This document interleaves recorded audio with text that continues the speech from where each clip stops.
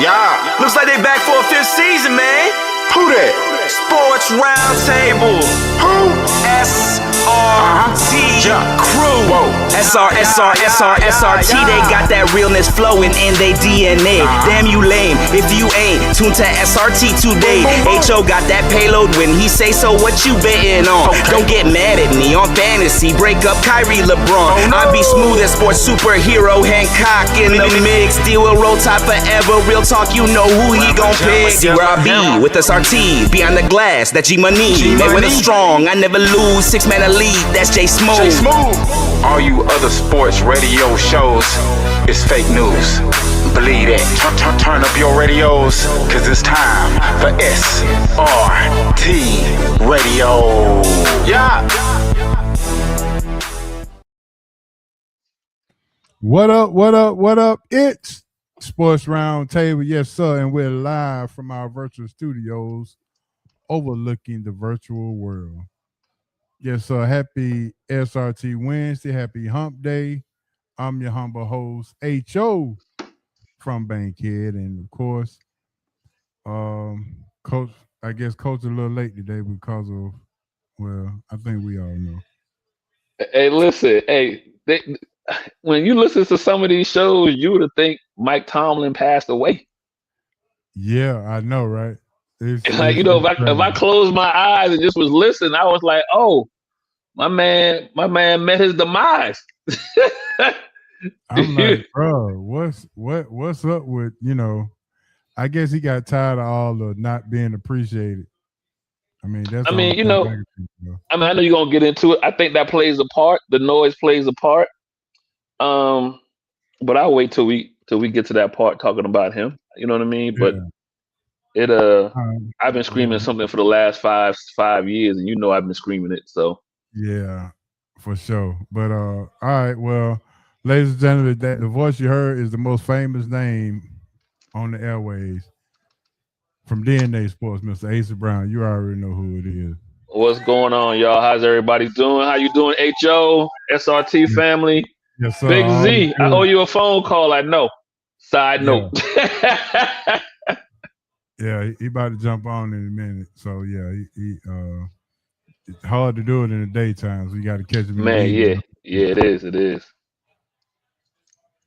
Yep. So a couple of people reached out to me and said, "Man, please check on Coach." I was like, "Oh boy, we got folks caring about Coach." All right. Let me check on him and see what's going on. It's hard for this Pittsburgh nation. Whenever I brought up this scenario, boy, they would come at me hard. Like, nah, that ain't the answer. But sometimes you can't see the. Right there. Look at sometimes you can't see the trees. He's trying to slide on up in here. Yes, sir. He's trying to slide on up in here. Yeah. There you go. My man. My main man, yes, sir. COACH. Yes, sir. He was you were eating some cornbread and chili? Oh man, I'm sitting there sick, got a stomach ache. I'm sitting here fighting.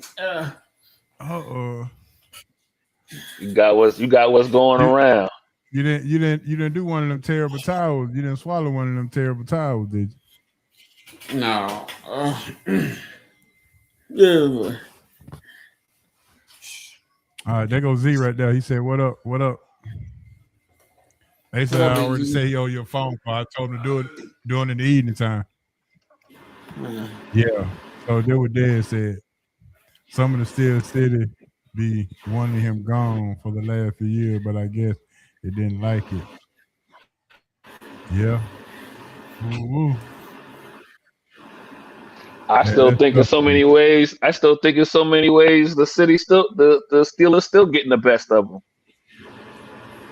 Yeah, well, it is what it is. Ladies and gentlemen, Coach is in the building. What up, Coach? How you doing? Well, how you feeling?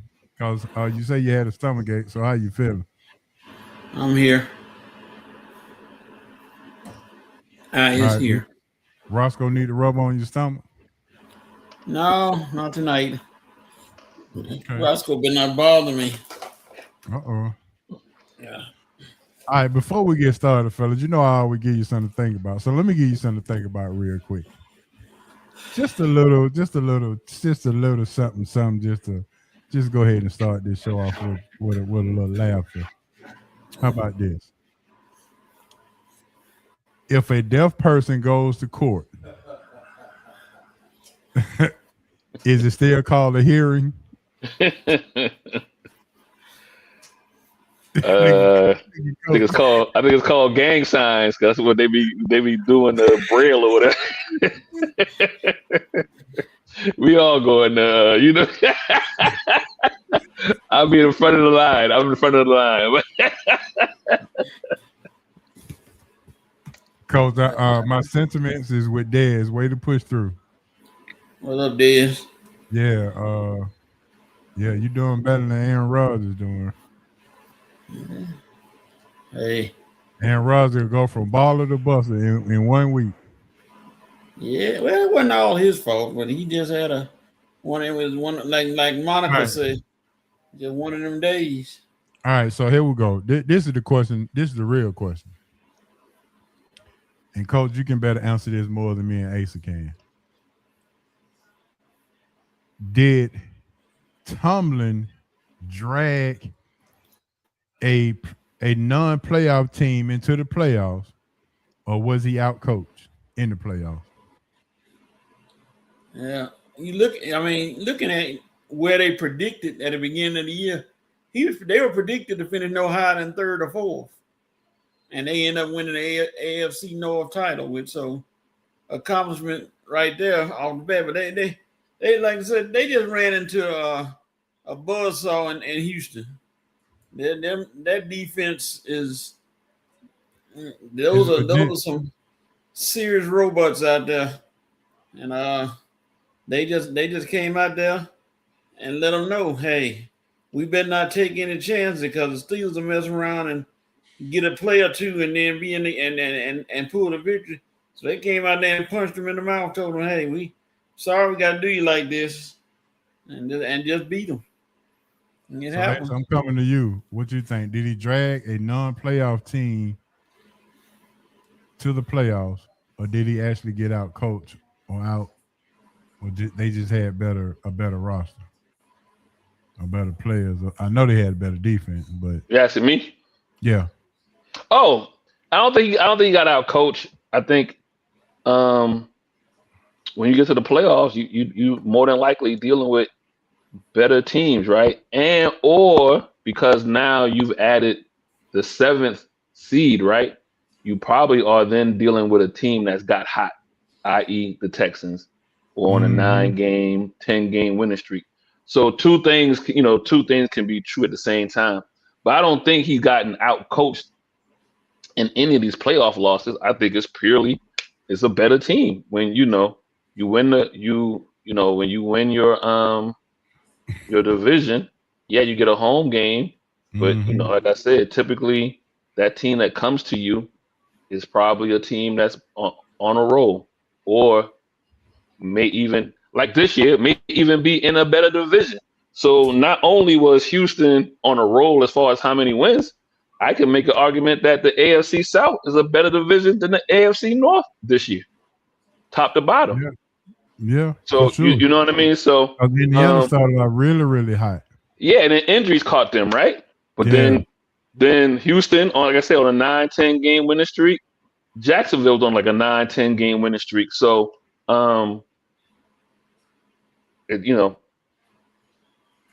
was it? I won't say he's been out coached. I just think they've always been better teams that he's gone against these last. Did he get any credit for getting that roster to the playoffs? Oh yeah. He gets, and that's why I say I won't use the word out coach with him, because you got to coach to get to that part, right? Yeah. So.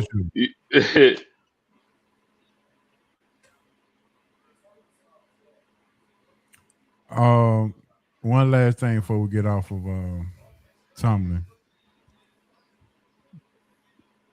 Coach, you think respectfully they just asked him to walk away without him being fired, or you just think he just got tired and just walked away?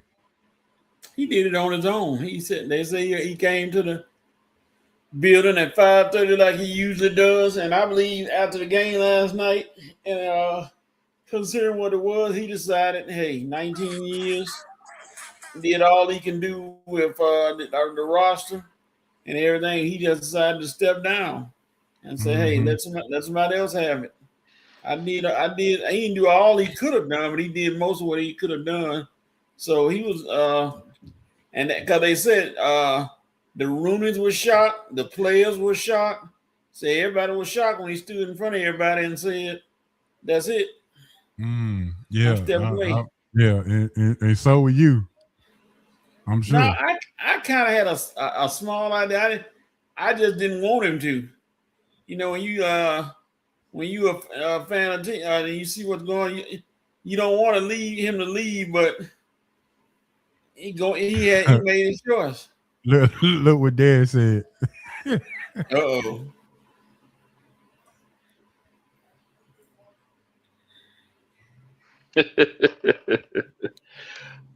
Well, listen, HO, and I hear what Coach is saying, and I believe it winded up being his choice.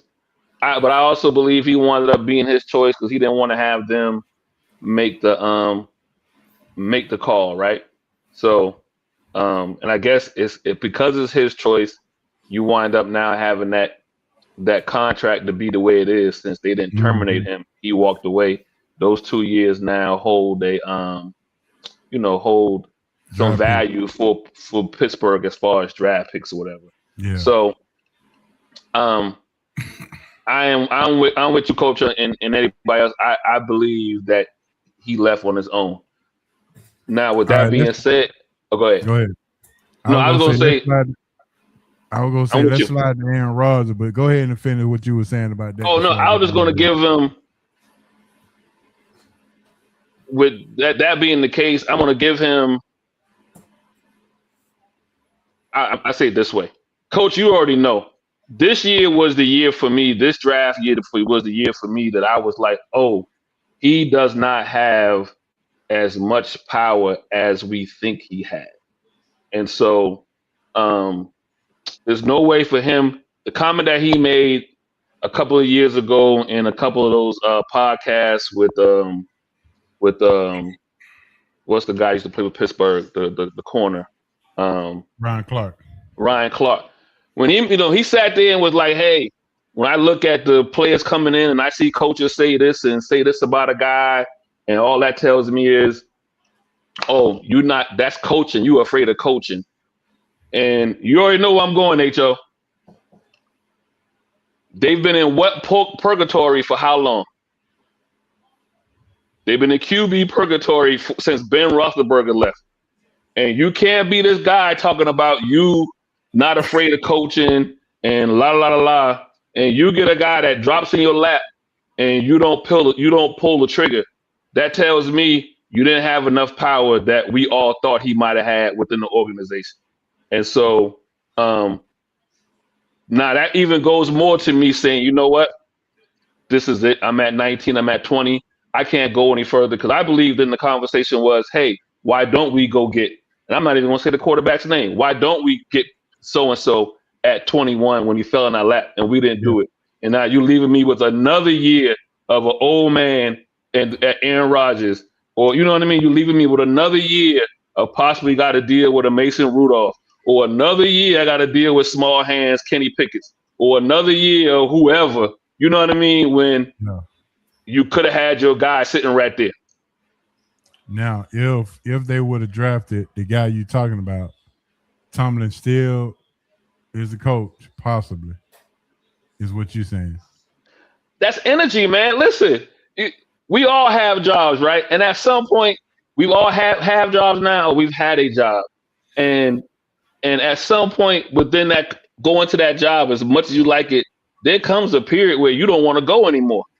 Leadership, whatever the case may be. And what do? You go and find another job. For the most part, you know what I mean? You go and find another one. I just feel like to me, this year, and then not only will I go find another job, don't you come down and start nitpicking at what I do. And I feel like this year, was the first year you really heard the fans and you really heard people throughout media and everything saying, what's going on? Has he lost a step? And I also think that, but this possibly could be his best coaching performance since he's been there, because he definitely didn't have the roster. He had to deal with injury, TJ Watt, Cameron Haywood holding out at the beginning of the season, and things. So, I mean, the continuity wasn't really there when the season started. But so I'm gonna use a job example again. You ever seen somebody on a job, or maybe you experienced it? I know I've experienced it. So I'm gonna pat myself on the back. Where I've been the one keeping this thing going, and so I'm looking at the GM for Pittsburgh. But Tomlin's been the one keeping this thing going, because this is who you tried to get me. At no point in time has a GM said, you know what, let me trade a guy. He might have 2 years left in the tank, but let me trade him. You know what I mean? And see if I can get some picks. Because if Tomlin's going to keep on winning division titles, I'm going to keep on having a pick between 18 and 22. You know what I mean? Like, I'm going to be at the bottom of the first round or the top of the second. I don't know any NFL team that can live there for as long as Pittsburgh's lived there without getting to a couple of Super Bowls. So is that the head coach's fault, or is that the GM's fault? But all the blame and everything is falling on Tomlin. Coach, you want to respond to that? Well, it's a matter of being in draft purgatory. You're a victim of your own success. That's all it is. I agree with that for sure. That's basically what it is.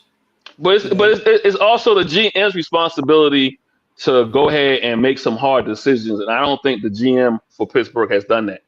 We can say the same thing about New England for all those years, but they did make some hard decisions. Now, granted, New England also was cheating, and now this kind of plays into Pittsburgh and Baltimore. There's a couple of years where Pittsburgh or Baltimore might have been able to make a couple more Super Bowls, but they lost to New England. Then we find out later on, New England was fudging the books. You know you know what I mean? And so, that doesn't get that doesn't get talked enough within the NFL. We all know why they don't want to talk about it like that, but that's a reality too for Pittsburgh and Baltimore, where there were years where you looked at, man, how did this team lose, at home to New England or whatever? And it was, they knew your play. Mm-hmm. Well, we're gonna have that more to talk about as well as we continue to talk. We got some hot news coming up as we talk about the Miami home field advantage in Indiana, fighting it out next Monday for the national championship. Yes, so with that being said, I got to get Coach his wish. Coach said, I like it when you say it that way. So we're going to get Coach his wish. It is time for hot news.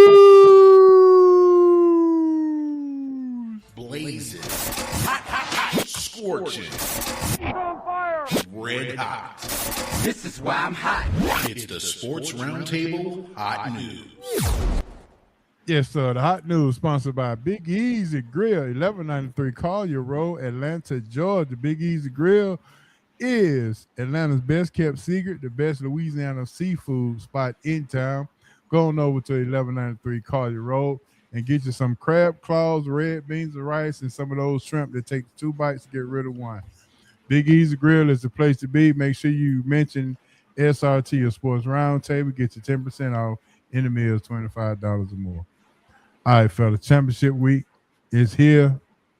Miami versus Indiana.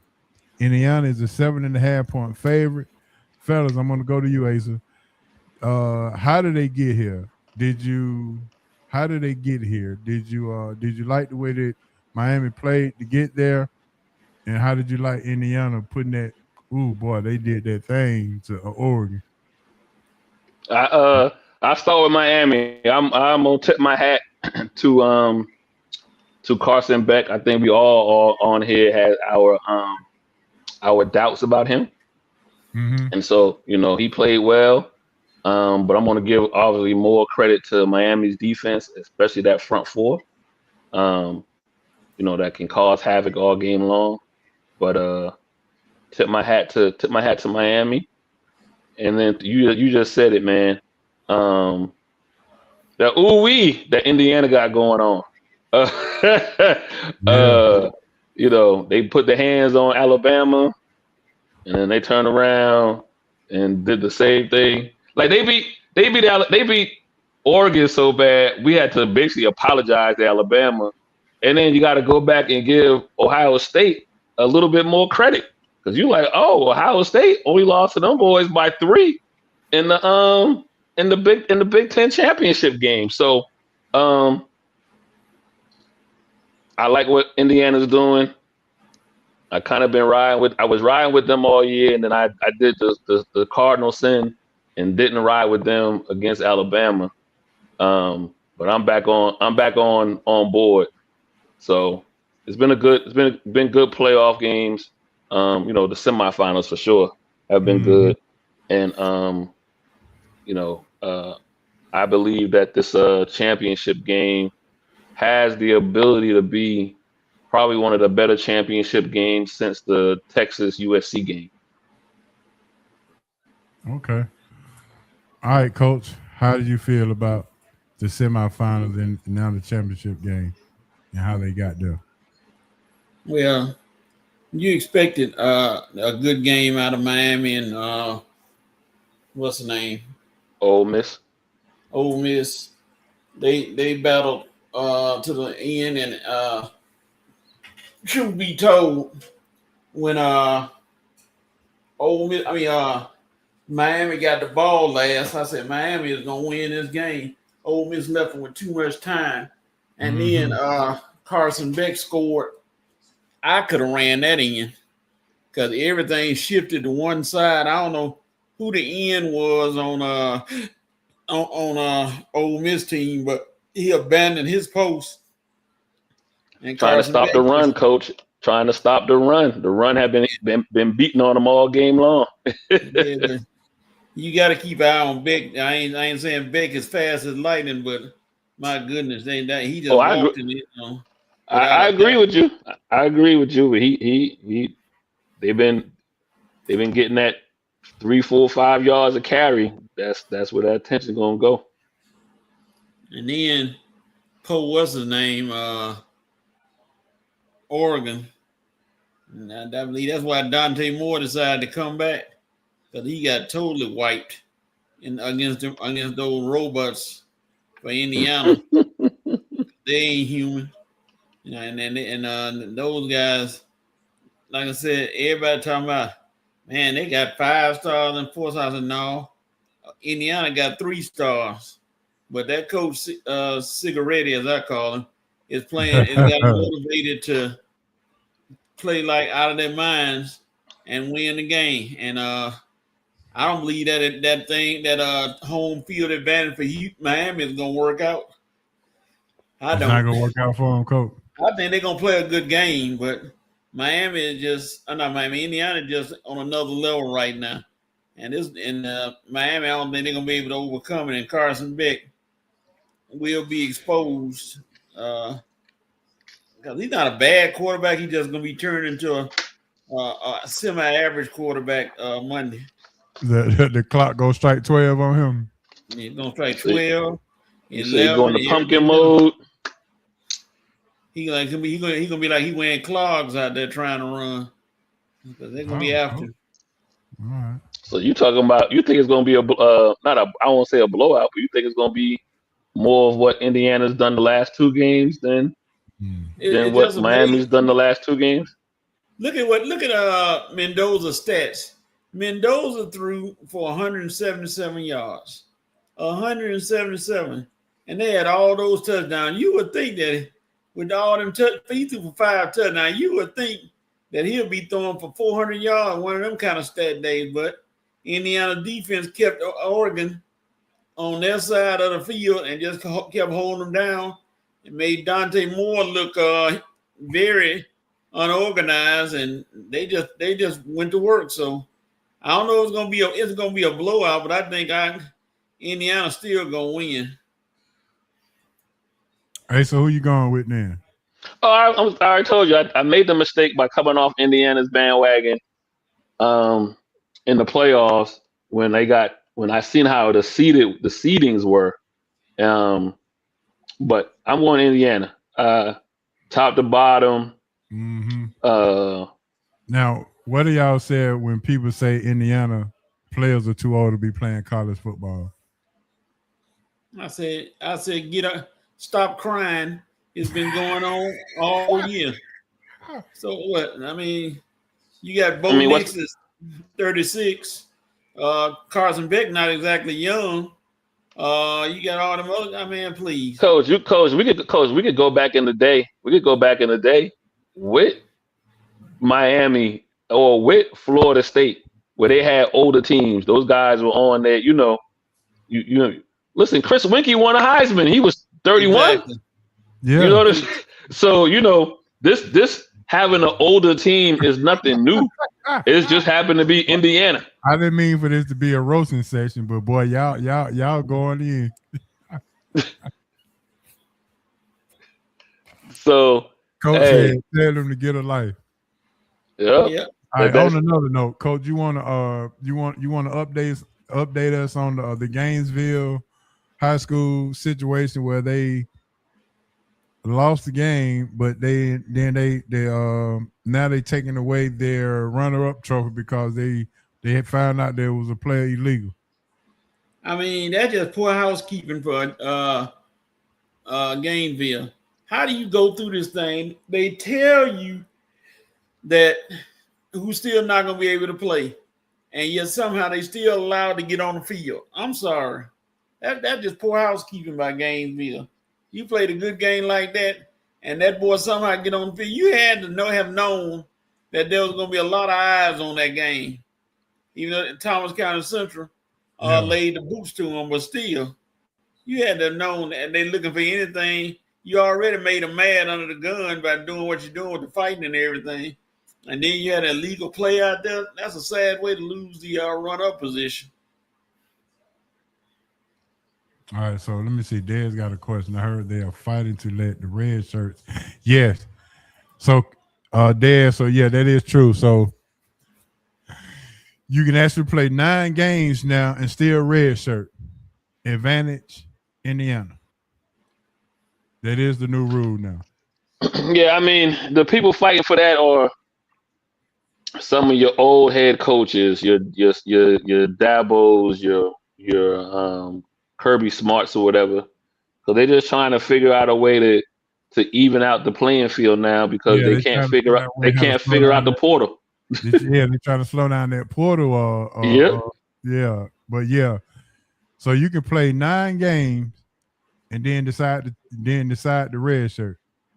So that is in effect right now. So I think that, Coach, what you think about that? You more on that's more your lane than ours. You can play 9 games and keep that. I don't think that's not a good thing. If you're a red shirt, shouldn't be playing that many games. That's almost a season. It's 4 right now. It needs to stay 4. I mean, 9 games, you can play the season. Because most teams don't have but about 12 and 11 games. So, oh no, that's terrible. I'm Des. Thank you, Des. That's crazy. That's absolutely ridiculous. You give them that many games. Oh yeah, you play the whole year. The NCAA continues to shoot themselves in the foot. Yeah, you can play the whole year, but if you miss the last 2 games, you didn't play a full season. So we'll let you play another one. That's the craziest thing in the world. I mean, like I said, the people who are pushing it, you got people like Kirby Smart. He won a national championship with a quarterback who's been there 12 years. Stinson. You go look at Dabo's last couple of years. I think he had a guy that was intricate to his championship win. Shipley had been there 6-7 years. These are, like I said, these are coaches, man, who were pushing this because, like I said, the portal, as much as people are starting not to like the portal has evened things up. So you got teams like Indiana now have the ability now to flip a roster in 1 year. in a matter of 2 years. And so, you just got the powerhouses are trying to figure out any way possible to stay ahead of the curve. All right, so let's jump on Aaron Rodgers for 1 second. Let me go back to Aaron Rodgers. If this is Aaron Rodgers' last game, if that was his last game, he goes out on a pick six. Not the way you want to go out. Is there any other player that you can remember that went out bad other than, I remember Dan Marino last game in the playoffs. They got beat by 54, 52 points. It happens. It happens. Anything else, y'all? Anybody else? Brett Favre got his head knocked off. And that, you know what I mean? Minnesota, right? Yep, he got his head knocked off. He got his head knocked off so bad they went and called it a bounty gate. Yeah. I mean, you can't penalize somebody for a game over a whole career that they established. No. But they go ride that. They go ride. They go what they call it. They go run with it. Let's see. Dan said if you're not in playoff hunt, coach will sit folks in the last 2-3 games just to keep them eligible in red zone. Mm-hmm. Yep. That's why I said. That's why you see the power brokers in college football voting for it because that's how they're going to use it. Aaron Rodgers to me is the equivalent of Barry Bonds in baseball. He's not well liked, and so he's going to be a Hall of Famer, but he won't be I don't think he'll be a first time Hall of Fame. I think he's going to wind up having to go through a couple of rounds before he gets in, and that's mainly going to be because he's not liked. Yeah. Okay. I'm sorry. Go ahead. I'm sorry. No, you could. No, I was saying, and some of your voters, some of your people, they'll hold these last couple of years against him. Y'all remember how Montana went out in Kansas City? Yeah. But he went out with Kansas City and make it to an AFC Championship game. And they hadn't been the one in forever.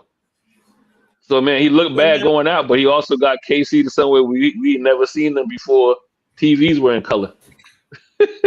But now, I look at somebody on social media told me, and when I told him that Tomlin, in 5 years or whenever, if he don't decide to come back, they getting the jacket ready because he's going to be in the Hall of Fame.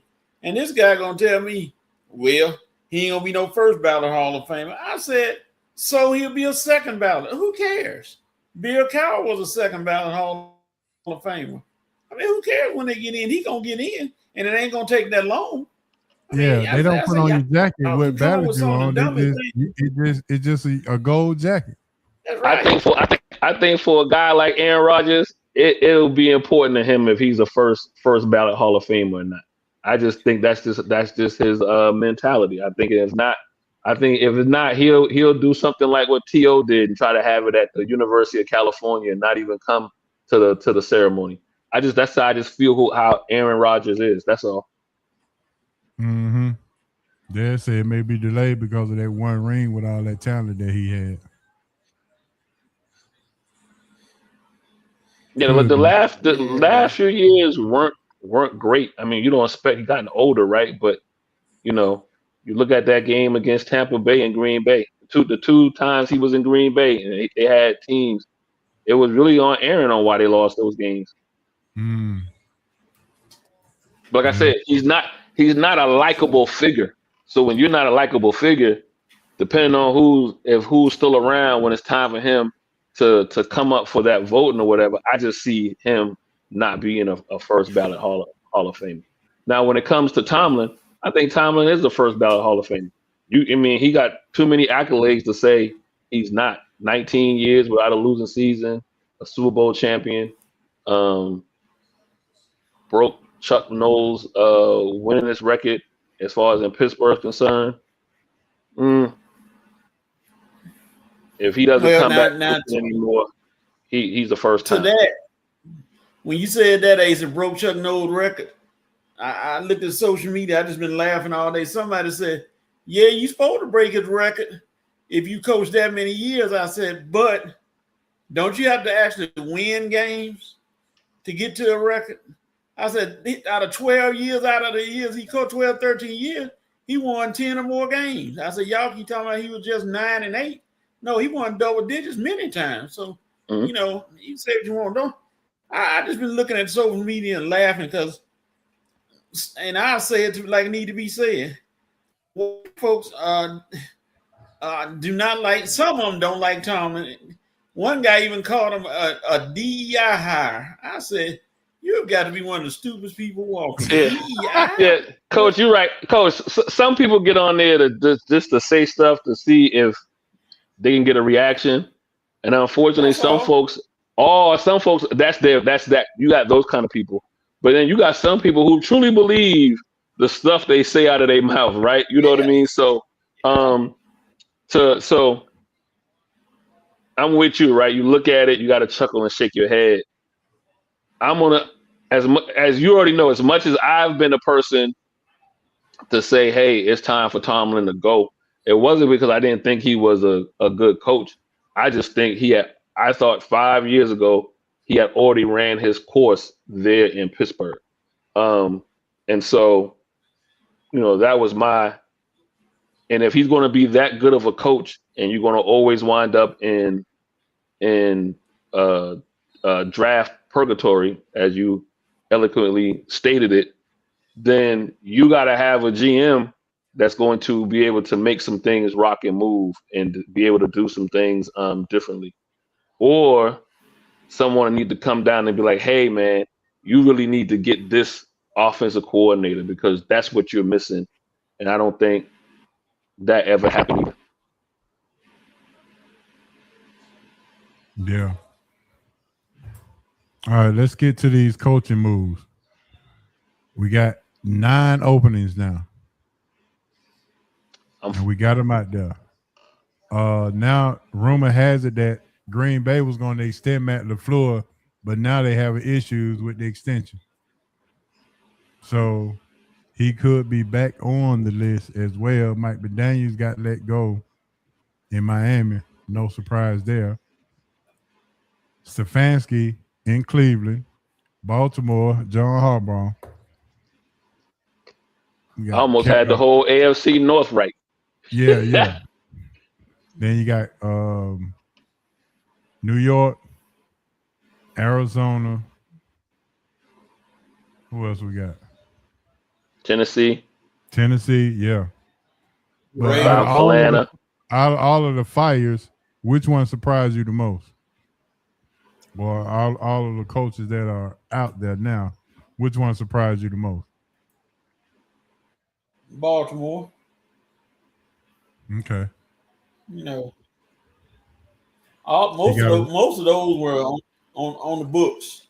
Atlanta was on the books. The Giants. Yeah, I can tell you who I'm more surprised didn't get fired than I can tell you who did get fired.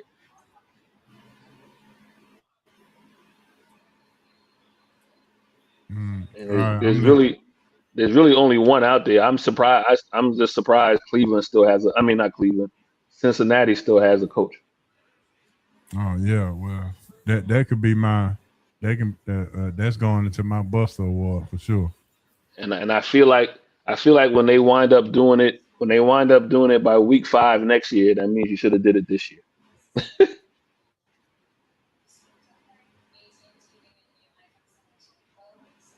Oh, you forgot Vegas. Oh yeah. The Raiders. And I still think there's one. I think one more going to still happen. Ho. I personally still think Buffalo is going to trade. I think Buffalo is quietly Super Bowl or bust with McDermott. Really?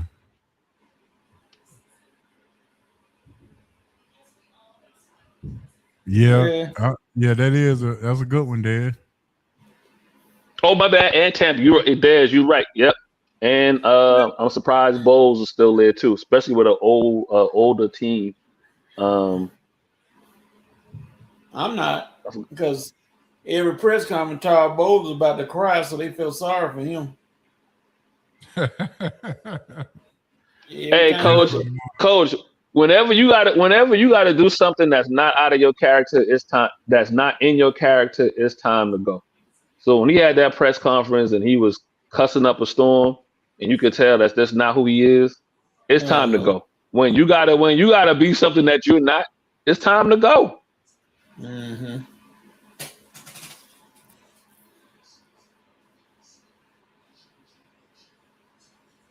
You ever heard somebody say stop cussing because you don't know how to cuss? That's what I wanted to. I wanted to email Todd Bowles. Don't cuss because you don't know how to cuss.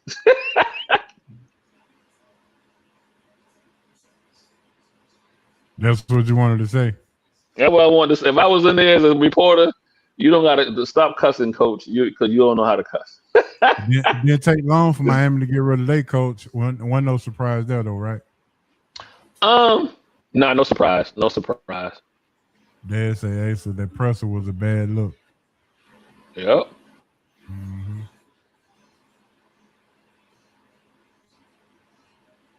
If you had to rank your top 3 coaches that you would want in order from the best to the worst, just give me 3. Who would they be? Oh, and one more thing, Ho, is Washington firing their coach or they just firing the OC? They just firing the OC. Okay. Cliff Kingsbury. Yeah. Okay. I was surprised at that for sure. I listen. I think that again, if you don't fire him this year and you fire him by week 5 of next year, I think Dan Quinn might be out of here by next year, depending on how they start. You know what I mean? I just think that's how those conversation goes. But as far as the teams that have openings and which one would be the one I would want to take if I was a coach or had an opportunity, I'm not being a homer here at all. I will tell you, I think Atlanta is a top 1, top 2 destination with the talent on both sides of the ball. Which coach would you want there then? I want a combination of coaches. So I wouldn't mind seeing like Brian Flores and McDaniels here. Okay. They're familiar with Matt Ryan because Flores played with Matt Ryan at Boston College, and McDaniel was his quarterback coach in Atlanta. So I get the best of both worlds, and then they can agree on whoever the special teams coach and all that going to be. But if you bring in Flores, then Ulbrich may be out of here. Good.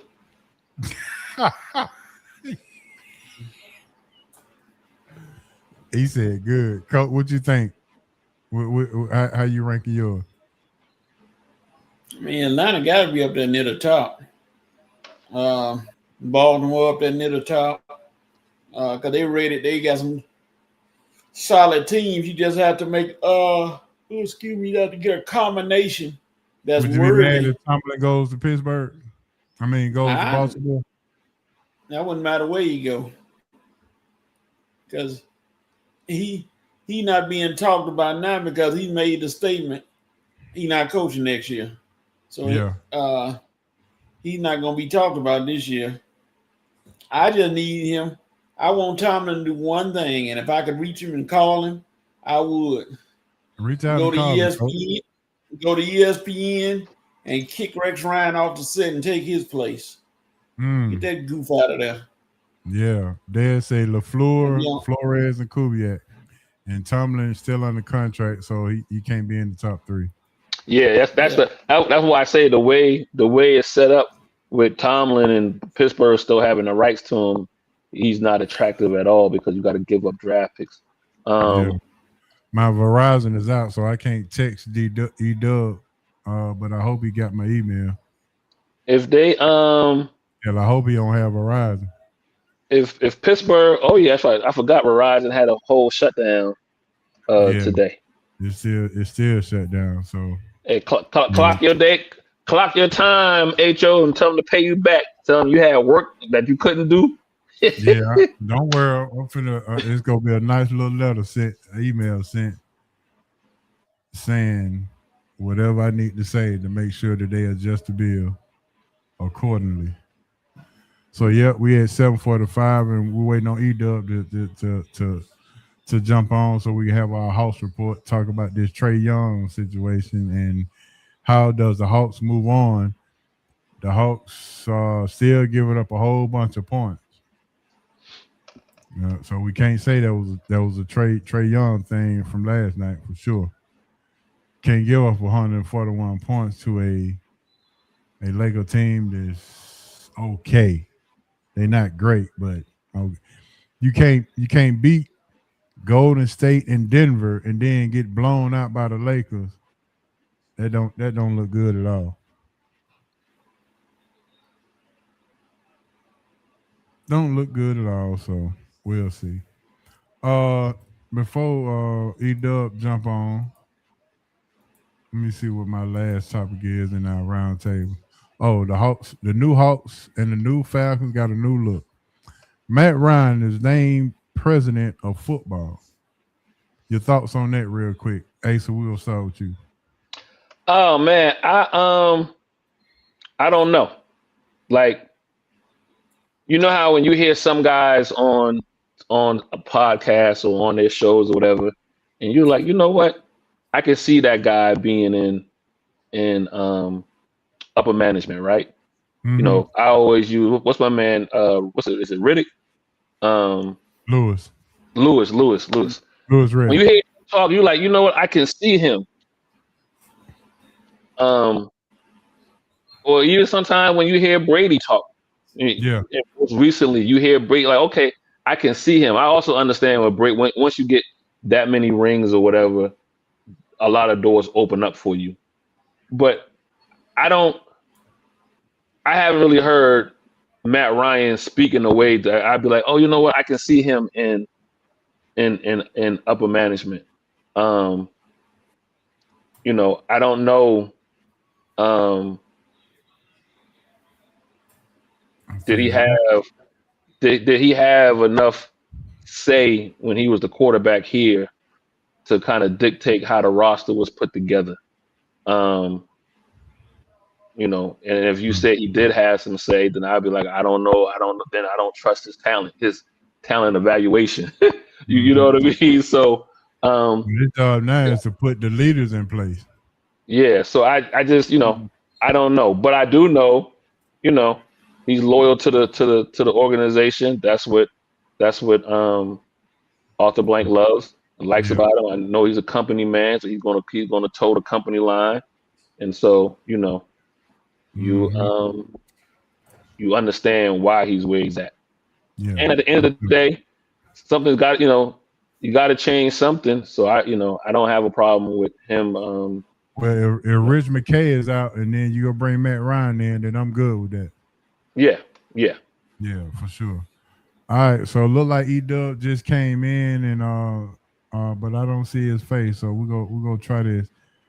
The Hawks report. Let's see what we got here. Coach, we're gonna come back to you about Matt Ryan. Let's see what we got. All right. What's up, brothers? I'm here. I'm just kind of low key right now. Oh, okay. There we go. Oh, okay. I didn't see your face. All right, good deal. Welcome, E-Dub, man. My main man doing the Hawks report. Welcome, E-Dub. Yes, sir. Hey, man. Happy New Year to y'all, man. I got the feds after me, so I got to be without the camera tonight. So I appreciate the time. You know how I'm saying? You know how we get down.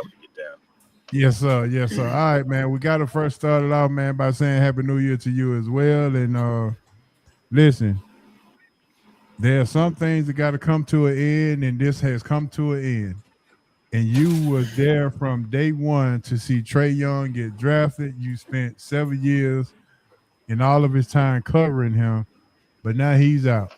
So my first question is, what was your actual feeling when the trade went down? Were you sad? Were you hurt? Were you glad? Were you disappointed? Were you just what? What was the emotion? Yeah, well, I've been doing this for 12 years, man. So like, you get close to players, but like you don't, you still there's still like a line that you're just like, okay, like you don't respond like a regular fan. You know what I'm saying? Mm-hmm. I am privy to a little bit of information, not much, but I mean, I wasn't surprised. The Hawks have been trying to trade Trae Young for almost a year now. Like they wanted to trade Trae Young when they had DeJounte Murray. The only reason they moved DeJounte is because he had more trade value. And so this was actually the perfect time and the perfect opportunity. I think it actually went well for all parties involved, including Trey. And it was nice that there was no animosity, but I didn't really feel a way about it. It was, it was it was business. You know what I'm saying? It's business. Mm.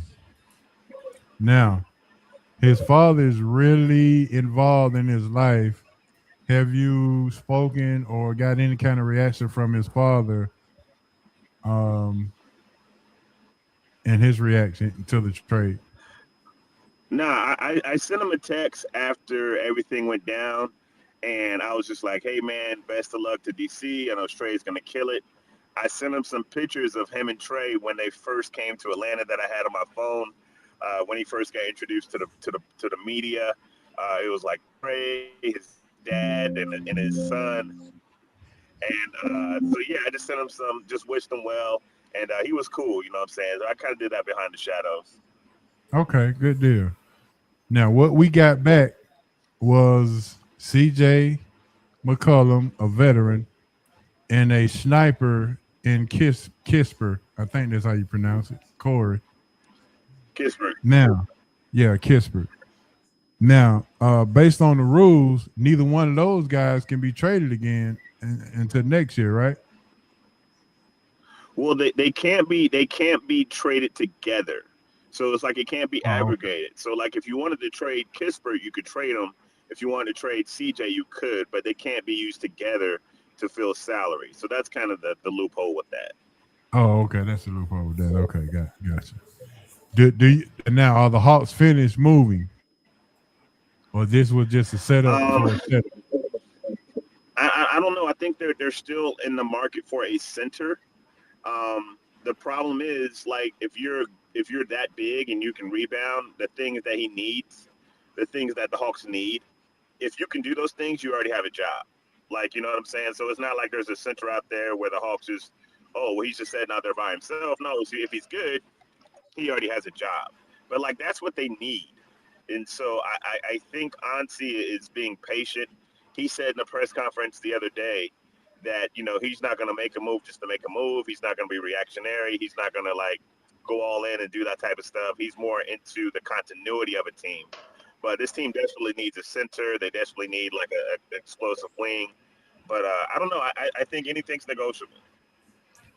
From what I'm hearing, Gafford and Zubac from the Clippers could possibly be in play now. What are you hearing? And if I'm hearing that correctly, what do you think of those two guys? I think both of those guys would be good, depending on what you're sending back. I think if you do Gafford, you can do that fairly easily, and not really have to take on a lot of salary.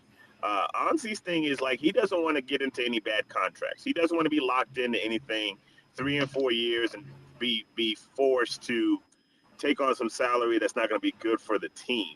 So I think both of those guys would be good additions. It's certainly what you need. It's really about what you're going to get back, the salary, and the fit. But they definitely need a big, and I think both of those would be good additions. All right. Going back to Trey, in your opinion, why didn't this work in Atlanta for Trey Young? I mean, everything has an expiration date, man. Like milk, car tags, people with teams. Everything's got an expiration date, man. And it Yeah. was just time for him to go. I mean, we saw it. We tried to fit, and it didn't fit with what they were trying to do. There was an argument that the sample size wasn't long enough because he barely played with KP, he barely played with all these other guys. But like, they wanted to move in a different direction. and they wanted to move in a different direction of financially, and that's the biggest part. They didn't want to be on the hook for that 49 mil for next year. So like that's the biggest part of the puzzle. So like sometimes you just got to shake hands, say thank you for your service, and we wish you the best. Mm-hmm. All right, Hey, Ace, I see Ho, you. Go ahead. I see you. Ho, and E Dubs. I'm gonna say it this way. I think it's two things. You kind of hit on both, E Dubs. So tell me if I'm wrong. I think the first part, because this is two regimes. This is basically two regimes with Trey, correct? Mm-hmm. So Yes. the first regime mistake, in my opinion, was never getting a veteran point guard behind him to show him the wheel, to show him, you know what I mean, to kind of bring him along. I feel like Absolutely. they gave him too much. He got too much too quickly, and so I use myself as an example. It might sound crazy, but like I probably should have, like my ninth grade year in high school should have been in middle school, because my first year in high school it was just too much freedom, too much to go to my, you know what I mean? Was just too much, and I felt for Trey coming out of college and not maybe being as successful. He was successful in college, but not successful as far as, say, in a tournament, and then to come here to Atlanta and have all that expectation on him, especially, with the trade with Luka and whatnot. But then the second turn is, we mentioned it again, the money. You can't constantly be in the seventh, and not even a playoff team. You can't constantly be a play-in team and then go cut a check for somebody for $49 million. It doesn't add up. So that's the second regime is like, hey, we're not cheap with the money, but we're not going to be stupid with it either, right? So, yeah. I just don't think the fans understand all of that. Oh, definitely not. Because no one had an issue when he got that contract, and it was well deserved. Like it was well deserved. You give him that money. But now, when you're up for that second contract, now you got to look at things a little bit more differently, right? Because now you're in a different position. He's a little bit older. He's a little bit less dynamic. He's less dynamic as a player, and he wants to get paid, and I respect that. I respect that always, And so it's better to go to a team that can probably pay you that bread. You know what I'm saying? It ain't nobody's fault. It's just dollars and cents. Yeah. All right, Coach, what you got for E-Dub? I know you want to ask him something. Look here, golden microphone, Mr. E40. The Hawks seem to have, and they seem to hit their stride, but they're currently in ninth place. What's the goal? The goal is to be competitive. The goal is to make the playoffs. I think that they had a very bad December, which is, it happens. They had a bad December. Their January is off to a good start, and the hope is by the time January is over, you've made up a little bit of that ground. The goal is not to be a play-in team, and so you've made moves to still be competitive. I think everyone knows that you're not going to compete for a championship this year, but like you want to be competitive and you want to try to get as high as you can in the East and just let the chips fall where they may. To answer your question, I have one more question based off. Go ahead, Coach. I got a question based off what you just asked me. Go ahead, Coach. My bad. Asa, you may want to. I'm talking right now. E-Dubs, can CJ McCollum contribute in any meaningful way? Oh, absolutely, man. He's a bucket. He had 25 last night off the bench, and that's a role he's never even been a part of, So this is like new area for him. So he's a guy that can create. He can get you buckets. He can pass. He can do a lot of things. He's a good voice in the locker room. He brings leadership. He brings a lot to the table. And so, the Hawks have a decision. If they want to bring him back, they can, if the price is right. But I think he's got a lot to offer. And lastly, real quick, I think we discussed it last time you were here. Tickets, press box. I'm not going to ask you anymore. I know you can't see your face. to judge what you're saying and how you're feeling, but your face will be shown. I'm gonna have my people. I'm gonna have my people get on it, man.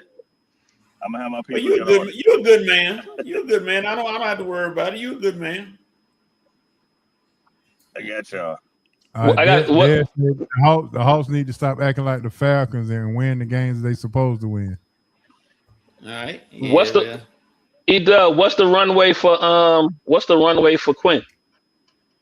Is his runway got longer or shorter? I don't know. I think that after the year is over, you'll know a lot more clearer. I think it'll be a lot clearer after this year. They changed the face of the franchise, so we'll see. You got a new GM in there, so I think when the season's over, you'll have that answer a little bit more clearer. I'm gonna give my answer then. He got 3. They're currently in 9th place, right? And they're 3 games back of being in 6th. To me, he can show me some coaching by making these guys become a playoff team.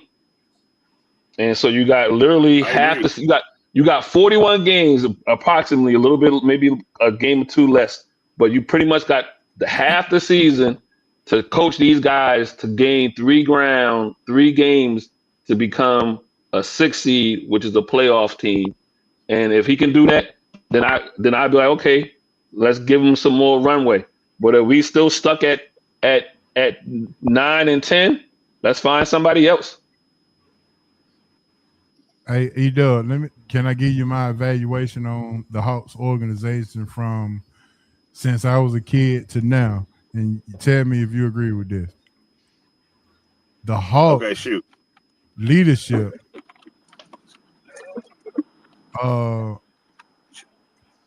seemingly does not know how to put together a team with the face of the franchise.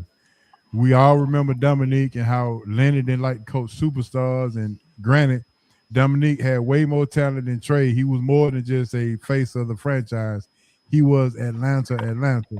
And they got rid of him because they put a decent team around. They had Moses, they had Doc Rivers, Randy Whitman.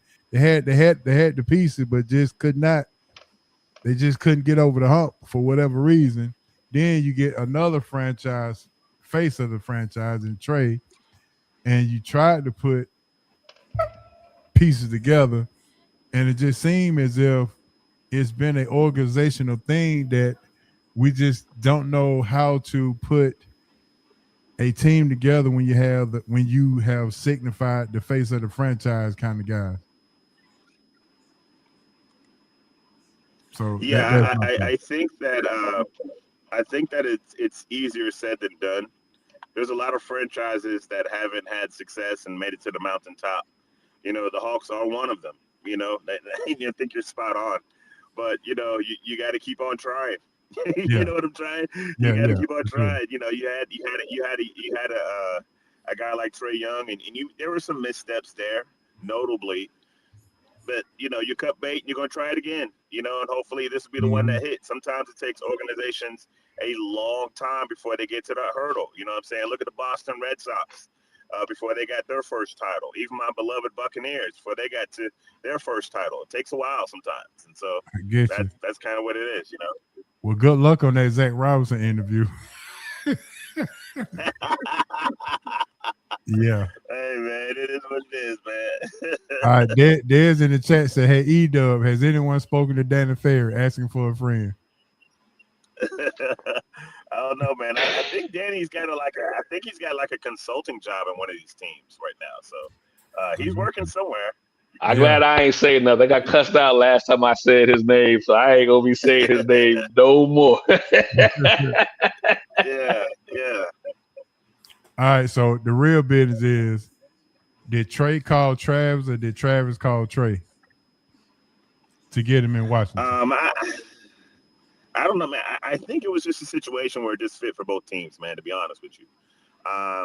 It was just a situation that just fit both teams financially. Trey can get in there and get some excitement in DC, sell some tickets. The Hawks can kind of get off that contract and get a little bit of flexibility. And it just worked for both teams, man. So I don't think it was any underhand or anything sneaky going on. It just worked for both teams.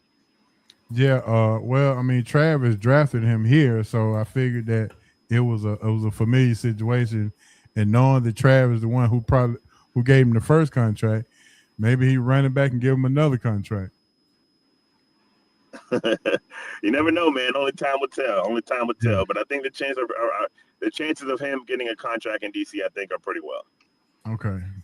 Ho, I got one more for E-Dub. E-Dub.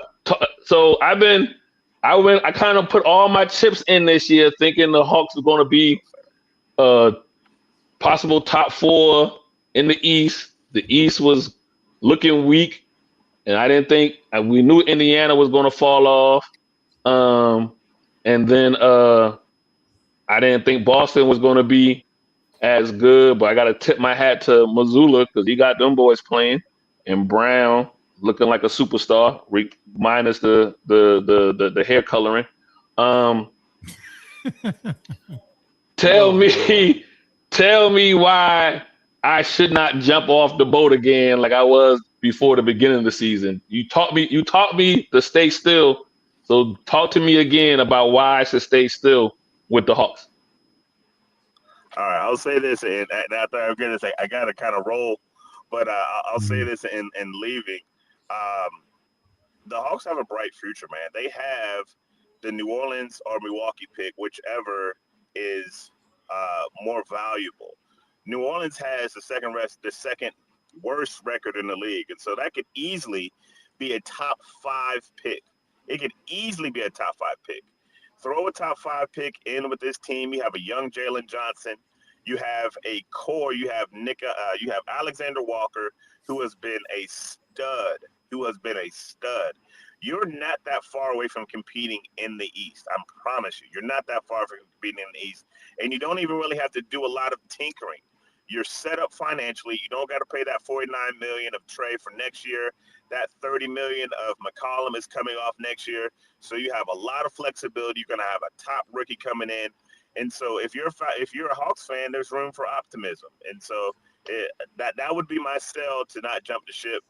But, hey, you got to make decisions. No.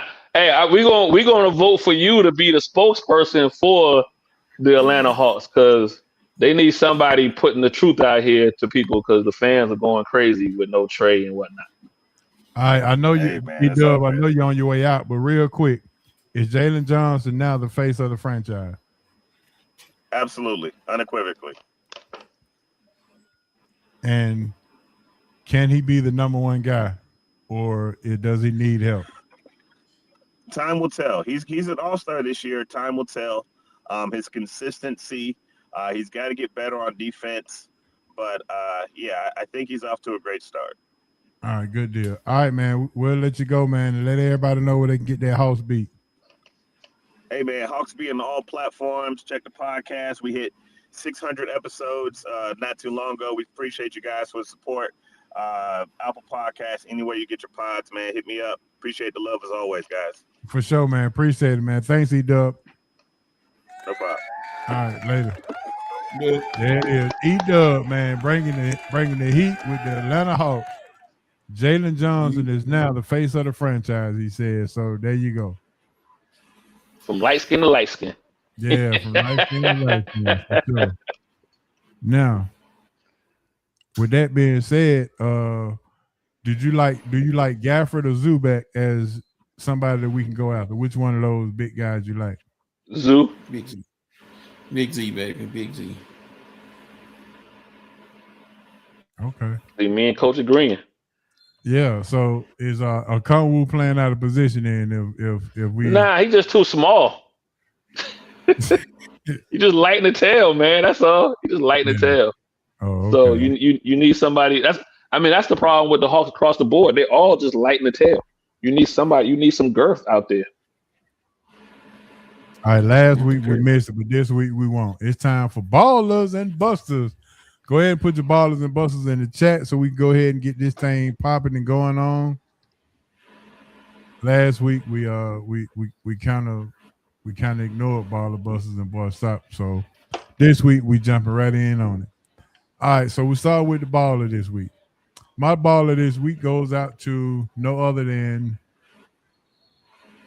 Kurt Cincinnati, coach for the Indiana Hoosiers, as his agent, Jimmy Sexton, as we done talked about, really, really good, has in his Indiana contract, once he gets to the semifinals, don't have to win it, but just getting to the semifinal, he has an automatic kicker that allows him to be tab the old contract and negotiate a brand new contract, and he has to be one of the top 3 highest paid coaches in the nation. So shout out to Kurt Cincinnati for having that in his contract. So he's already to go get a raise. He actually finna get a new contract. He will be one of the top 3 highest paid coaches in the nation bid next year because he's already submitted or he's already surpassed his bonuses by getting to the national championship game. That's my baller. All right, Asa, what you got? I'm gonna stay in the same vicinity as that. I'm gonna give shout outs to the Indiana Hoosier fans. They were in Atlanta thick. Yeah. You know what I mean? So that stadium was 99.1% Indiana and then a sprinkle of Oregon running around. So they turned Atlanta into Bloomingdale over the weekend. So I'm gonna give shout out to them coming down to support their team. I understand it's a little harder for Oregon coming from west to east, but them Indiana Hoosiers jumped in the car and drove on down and got here. 12-hour drive, baby. Let's get it. Yep. So I guess Mark Cuban is going to pay the new contract then. Oh yeah, he is. All right, Coach, what you got for your baller? I'm gonna go with I think I can go with Vanderbilt men and women basketball. Okay. Oh yeah, they both top 5, ain't they? And both undefeated. Yeah. Yeah, it's like what the girls are 17 and 0. You don't see that. Yeah, you don't see that with Vanderbilt, that's for sure. But hey, they're undefeated. That's a good one, Coach. Diego Pavia playing on the basketball team. I wouldn't put him on my mud scraping team. There it is. Dad said his ball is the Texans defense, straight ball. Yeah. That's a good one too, Dad. No, it ain't. No, it's not. Oh yeah. No, it's not, Dez. Yeah. Yeah, Dez. Yeah, you know you come to Sports Roundtable, you go get something that sir. We go get y'all kind of information. But yeah, just look for that contract to be renewed after the championship game for sure. Because he's already surpassed it. And actually, that's a good thing for Indiana, HO, because that kills all the NFL talk. Now you don't got to compete with the NFL. You just got to go ahead and pay this man. Yeah. Because if he didn't have that in there, you can't tell me Pittsburgh wouldn't be interested in him. You know what I'm saying? Or any one of these 8 other teams that have a coaching opening wouldn't be interested in him. So that's actually working out to their favor. Yeah, because he started off at Alabama as a wide receiver coach, making $200,000. Then he took a pay cut to go to JMU. No, UI, University, Indiana, Pennsylvania. Oh, okay, the UPIP. IUPI. That's a joke that writes itself right there. Yeah. And then he went to JMU making $677,000. In his first year in Indiana, it was $4.5 million. And now, you know, he signed a new contract. It was 11. Now he's finna get 12 to 13 million after this season. So yeah. So if people don't understand. They don't understand. If people don't understand that Nick Saban is the godfather of college sports, I don't know what you're looking at. Everybody in the Final Four came through Nick Saban or from Nick Saban. That's just and they all got his agent too. Yep. Yep. Jimmy Sexton got represent every person in the Final Four. Jimmy Sexton was the agent for. So not only did Nick Saban teach you, he teach you about finance as well. Man, that's at bare minimum, and I know it's more than this, but let's just say at bare minimum, it's 3%. He getting that across the board. At bare minimum. And typically those agents get somewhere between really 5 and 9%, maybe even a little bit more. But just say at bare minimum. Out of 1 to 4. But like you said, 3% is 3% is yeah, for sure. All right, let's get to the busters. Verizon Wireless. If they don't hurry up and get this thing and it's still not fixed, I still don't have. I'm still got emergency calls on. If they don't hurry up and get this thing fixed, I'm gonna be at T-Mobile tomorrow quickly. I was about to say, hey, let me find out. I think friend can represent a friend. I split the the commission with you. Yeah, man, for sure. But yeah, that's my buster for right now. All right, what you got, Asa, for yours? Yeah, we didn't do it last week, and so I'm gonna do it for this week. I know everybody. Your boy Chad Ochocinco. Oh Lord. Oh Lord. Not knowing how to pronounce Raleigh, North Carolina as Raleigh. The damn junior college didn't do him no good, did it? Nothing. Hey, Coach, though, at least he spelled it out right. He spelled it out correctly. Coach, you got to teach him how to sound it out, Coach. You got to teach him how to sound it out. You can't even talk, dog. Come on, man. And he said he wanted a Matt Ryan role in Cincinnati. Yeah. To my point, H.O., when you hear some people talk, you be like, okay, I know you're supposed to be somewhere leading people or leading an organization or whatever, and you hear other people talk, you be like, man, thank God you had some talent. Yeah. And my honorable mention, Buster, is whoever scheduled the Duke game tonight to be played at 11 o'clock. Oh, dang. Yeah, we all playing that. California. About out west? Yeah, we out west, but my goodness, I mean, at 10 o'clock it could have been at 10 o'clock, but now you gonna move it to 11 o'clock just to try to gain an advantage. Hey, so I gotta treat them how I treat some of those West Coast NBA games. Yeah. First period and highlights in the morning. So I heard you go Cali, go, but give me your buffer while you go. I didn't put it out. I'm innocent of all charge. I said that's late for Cali to be open.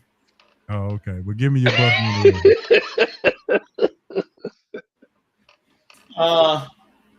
Buster is a couple people, but I'm gonna go with one. And I hate to do this because I mean he's been such a good player, probably gonna be a Hall of Famer when he get through. But Anthony Davis, yeah, they need to put you in a bubble and let you play, or in plastic. Well, now you can't do that because you'll hurt your leg. You'll get a pulled toenail or a strained shoestring. They say you can't tie shoes for 2 weeks. I'm like, he avoided major injury, but when are the injuries gonna stop, dog? Coach, I may have to push back on you about him being a Hall of Famer, because I don't. Okay. If his career winds up being like this, where he's hurt you know what I mean? I don't know how he gets in. Well, I mean, for the most part, He don't have a ring. He's been to several organizations, and he's full of potential, but always hurt. Yeah, it don't sound Hall of Famous to me.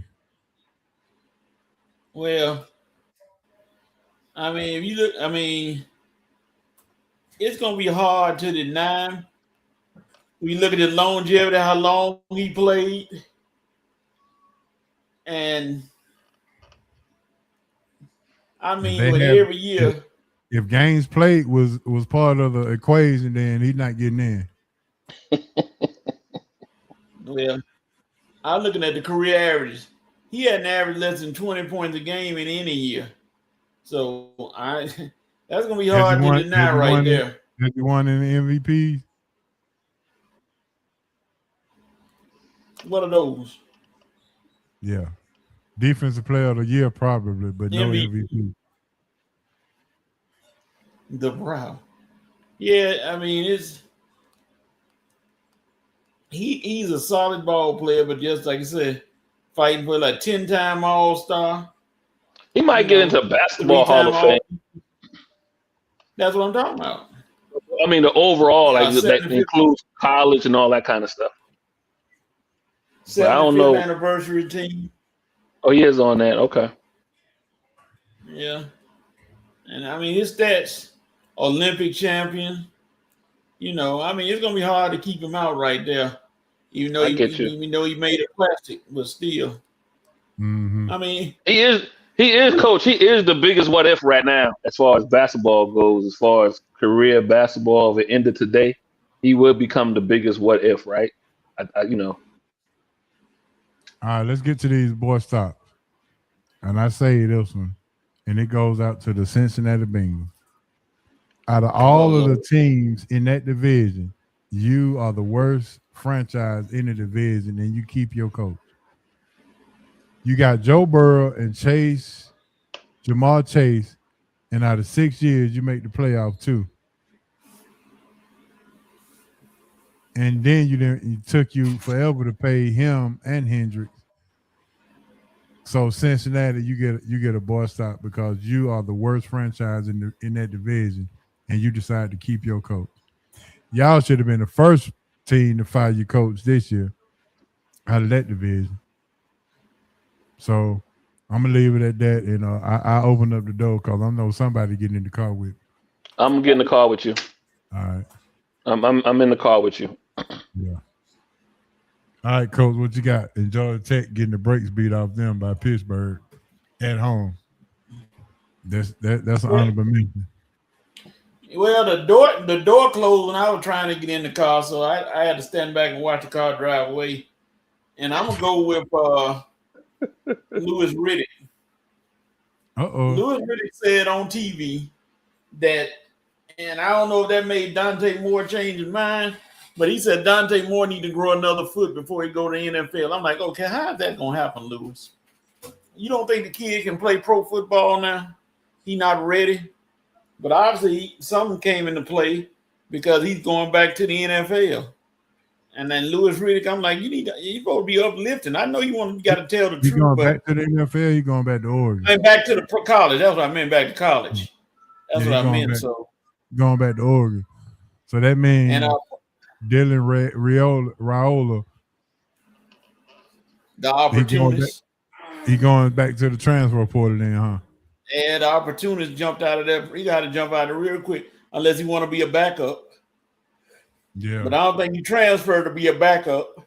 So, but yeah, that was kind of messed up by Louis Riddick. He usually pretty sound. But he said that, and now everybody was like, oh, man, really? What about Lane Kiffin getting the number one quarterback in the portal? I'm not surprised. One thing about Kiffin, he's a lying snake in the grass butthole, but he gonna get it. He gonna get some players, and his team gonna be competitive. I mean, he's a world class, 100% Class A jerk, but people go play for him. Oh, you know what? I'm gonna jump out the car real quick Ho. All right. I forgot. Let me stop. I forgot the major buster. Your boy from UConn got suspended. The basketball coach finally Yeah. caught up Dan with him. Hurley. Yeah, Oh, he got Lord. suspended for inappropriate, using slurs to an official. Not slurry. Oh, Lord. And so they gave, I forget how many games they gave him, but I'm like, it finally caught up to him.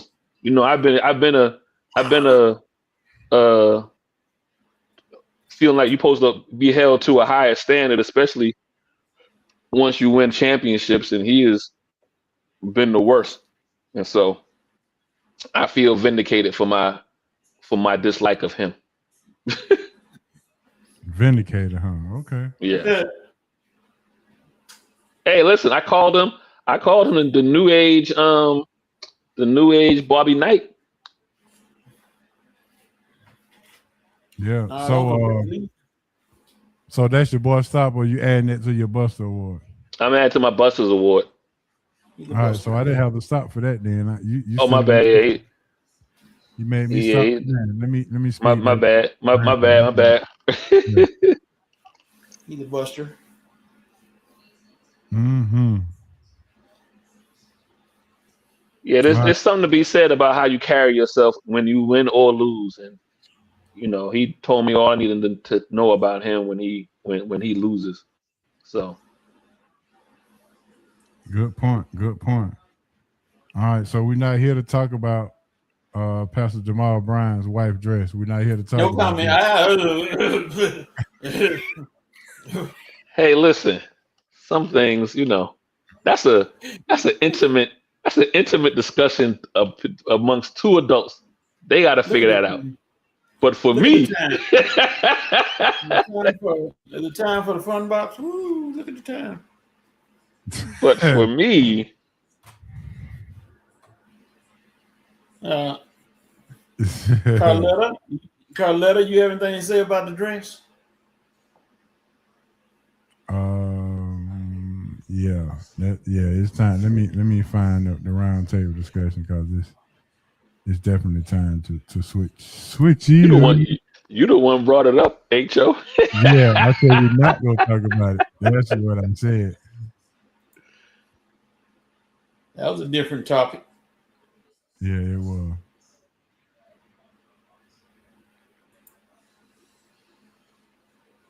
The roundtable discussion. What are we talking about? All right, the roundtable discussion. We're here to talk about everything, all NFL playoffs going down. I know this is probably gonna be a little sore subject for Coach, but we got to talk about it. It's going down. But before we go down that road, let me give you one of the things I wanted to bring up so you can learn a little something. I always got something up my sleeve. Name the only MLB player to have a stat named after him. And we're not talking about like Charlie Hustle, the head first slide. Not like that. That's not a stat. That's a action. But this person is the only player that has a stat named after him. MLB. I'm gonna take a guess at, I don't know. Is it the complete games? Cause like people like Bob Gibson. No. Okay. It's an underrated stat, but I mean, it is a stat though. But it's not the it's something that this player has something named after him based on stats. Is it no hitters? Nope. Give me the player. When somebody does this in baseball, they call it this player. You did this. Okay. You know.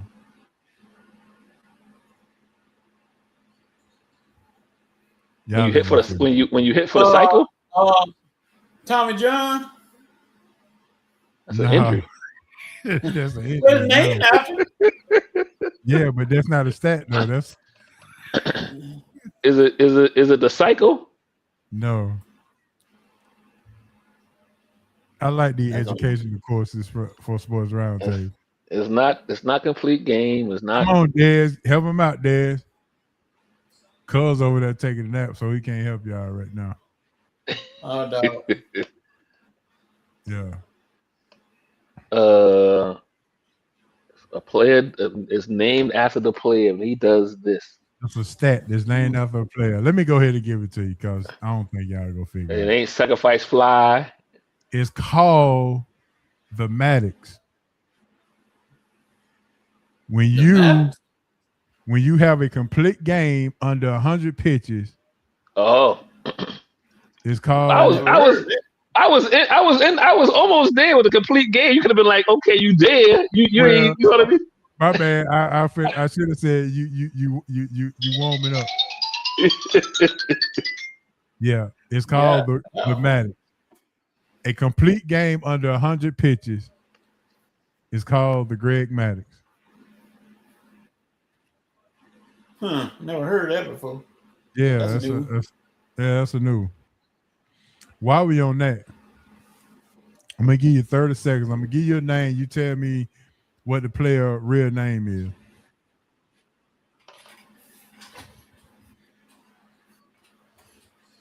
Ray Allen. 30 seconds. What is his real first name? His government name. Ray Allen. Yeah. Sure, I'm about to give him. I'm about to call him Jesus Shuttlesworth. That's all I do. I don't know.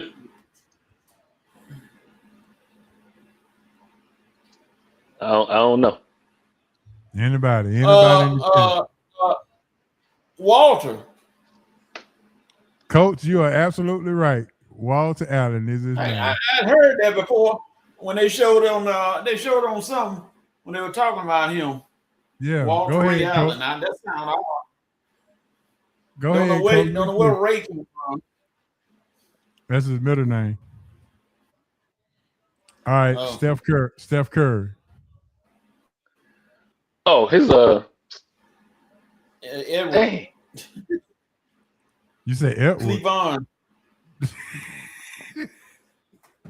Yeah. I'm just guessing, Steph. I don't. They said his name Steven? a few times. He's something like this is kind of crazy, like Lemuel or something crazy like that or whatever. It don't start with S.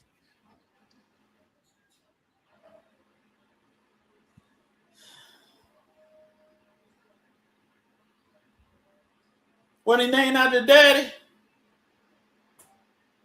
You know his daddy's name? Dale.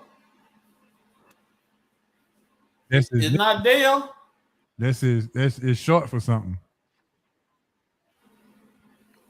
Oh, well, if it's Dale, you say he named after daddy, right?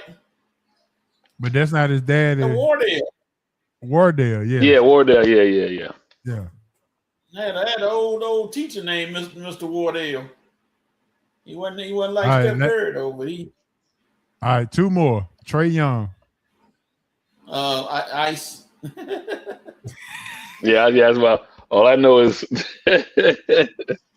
Y'all don't know as much as Defense. Nah. Without the D, huh?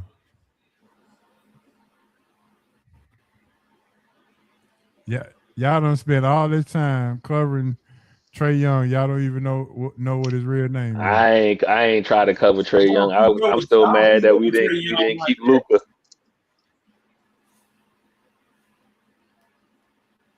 I don't keep up with Trey Young like that. You don't? What is it? He ain't spent enough time in the NCAA tournament for me to remember.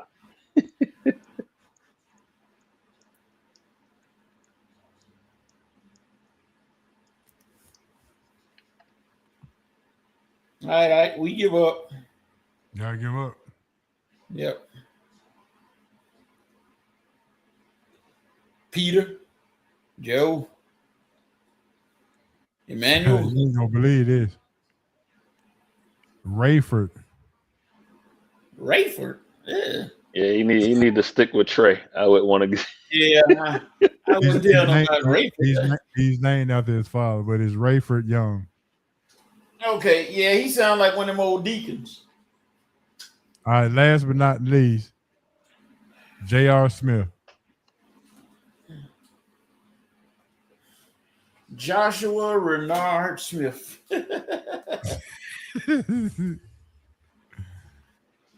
No. He probably got one of them funny names too. Yeah, you gonna laugh at this one. Ace, Well, I think Ace is trying to Google. Ain't it? Ain't Look. I know the J got to be Joseph, right? No.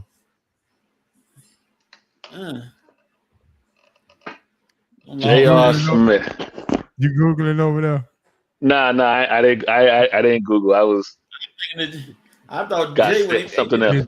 It's a 4-letter word, 4-letter name. Who else got his name?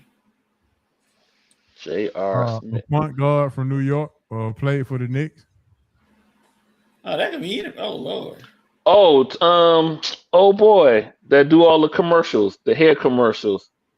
That dress all crazy. He's still dressed like he in the 70s. Walt Frazier? Walt? No, it's not Walt. No, it's not Walt. Oh, okay.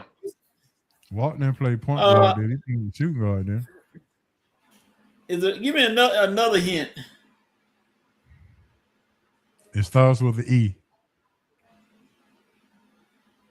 E-Dub?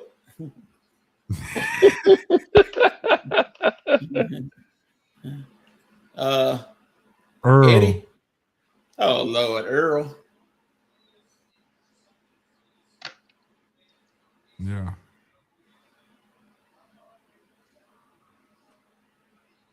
It's not good. No. All right, this is the last one for sure. Ja Morant. Jay. He probably got one of them old suburban names. No, this name here, I don't even know where they got this from. Cleophas? Demetrius. Ooh. Huh? Oh Lord, nobody ever got that. Demetrius? Not Demetrius? Demetrius? T-E-M-E. Yeah, Demetrius. Mm-hmm. Mama must be named Tina and the daddy named something. They combine them names together. Yeah, I don't know about that. Yeah. All right, with that being said, let's go ahead and talk about these NFL playoffs. Oh yeah, because his dad name is T something. John Morant dad name is T something. T Morant. Yeah. Too stupid. Yeah. All right, we got what surprised you this past weekend? We know the Houston Texans got down. Did you like how Buffalo beating Jacksonville surprised me? Yeah, that was a surprise. What about the way the Patriots played? The last wishes of a dying man, boy, I tell you. The Patriots, Houston, and Chicago. The day games were pretty good. The night games were blowouts. Well, that Chicago Green Bay game was good, but Green Bay really gave that game away. Yeah, they did. Yes, they tasted a pretty decent choke sandwich. They fumbled that game away. Not fumble turnover. Not quite sure why LaFleur abandoned the run like he did. When you up 3 scores, the clock is your friend now. Run the ball. Is Philadelphia won the close yet? Do they need to get rid of AJ Brown? Is that it for AJ? Oh yeah, AJ. They already fired. They fired the offensive coordinator. That's cool, and they trade AJ. They must have heard Cam Newton's show because he said that's the first thing you need to do is fire him. Yeah, get rid of the OC, trade AJ. Because the thing about it is, you can find you a wide receiver in the draft, and you still got Saquon, and you might be able to you might take a wire on a Now this might sound crazy, right? I might come to Atlanta and be like, hey, let me get a hold of the tight end here.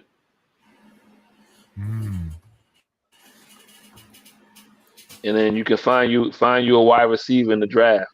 and then you back ripping and running offensively. So We got Seattle and San Francisco in Seattle.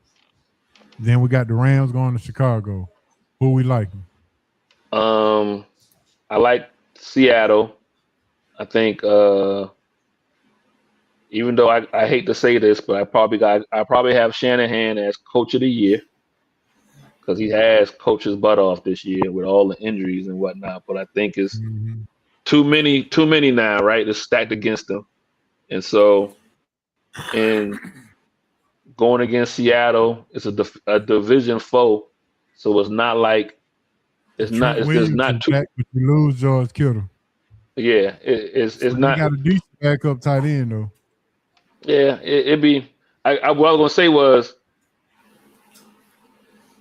typically Shanahan can probably out coach or out scheme anybody, but it's hard to out scheme your division four when they see you twice every year, right? So this will be Yeah. the third time they seen him. It ain't too many tricks he gonna be able to do. And even though you might have a pretty decent backup tight end, it's too short of a time to get him into the rhythm that you want to get him into, right? So I think Seattle should win this game. I won't say handily, but I think they'll win this game. And then the Rams and McVay Bears. against Ben Johnson. What time is that game? Is that an 8 o'clock game? 6:30. Okay. Whew, January the 18th. man, supposed to be cold. Yeah. I Definitely don't help the Rams. nope. Now they looked pretty good last year when they went to Philadelphia and played them in the snow. They were just Mhm. a couple of plays away from beating Philadelphia last year. But I'm gonna go Chicago at home with that weather. Yeah. All right, Coach, what you got? It's strike 12 for Chicago. The Rams gonna win. Okay. They got Devontae Adams and old Puka, and so that's two weapons right there. And as far as San Francisco, when Kittle went down, Christian McCaffrey can't do it all. Even though they did a nice little trick play, they scored, but too much for Seattle. So I'm gonna go with no upsets.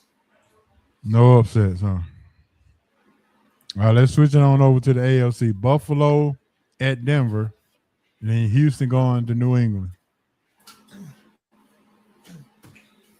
I'm gonna ride with my second home. I'm gonna ride with Houston going up there and getting a road win against New England. Okay. Something like 20-17.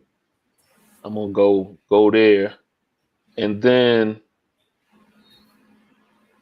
I'm gonna go Buffalo. I'm gonna go with both road teams.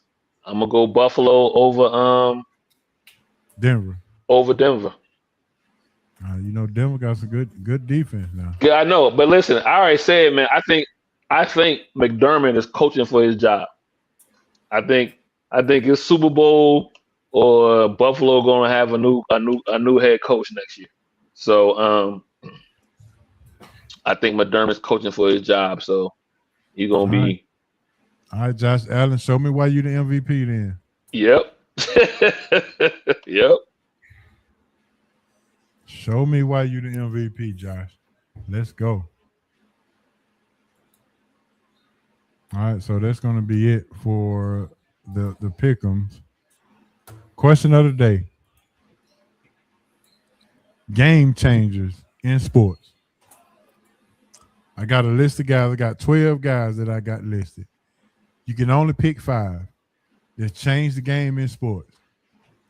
Steph Curry, LeBron James, Michael Jordan, Ken Griffey, Barry Bonds, Tiger Woods, Muhammad Ali, Floyd Mayweather, Wayne Gretzky, Deion Sanders, Tom Brady, Ric Flair, Dale Earnhardt.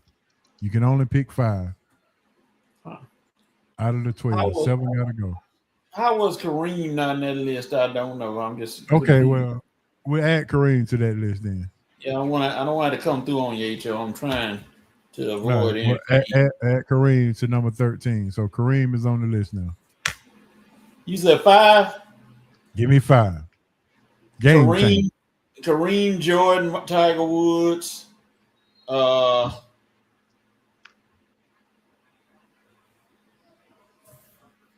Ken Griffey Jr. and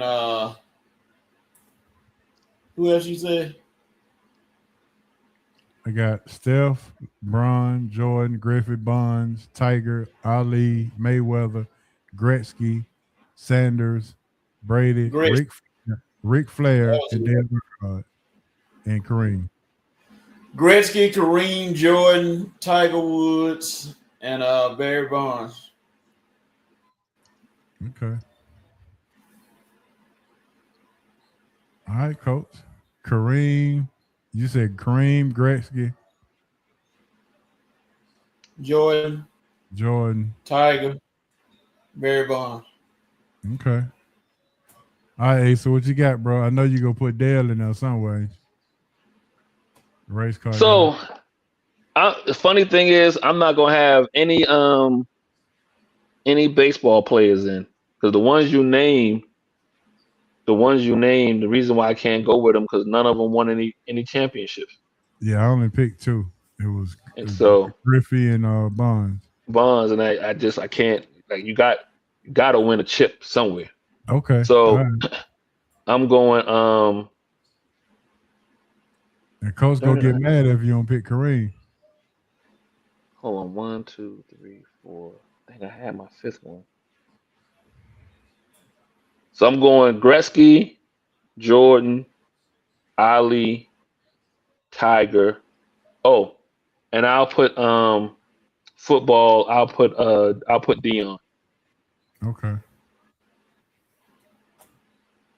So Ric Flair, no love for you, my friend. Nah, because you know what, Ric Flair had help. There was a lot of guys that helped change wrestling. Yeah, no, you can't. 7-time world champion. And I know about 3 of them times he wasn't supposed to win it. That was the script. You know what I mean? If anybody want to talk about the script was in wrestling for sure.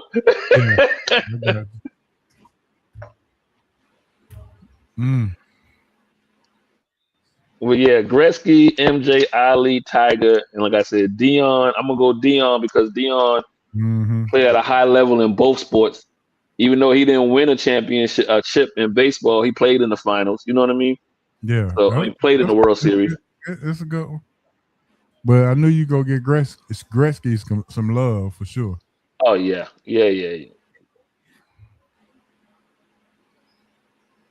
There's no hockey without Gretzky. Yeah. So we done did our picks and we done did our question of the day. Next week question of the day is the Mount Rushmore NBA coaches. So keep that in mind.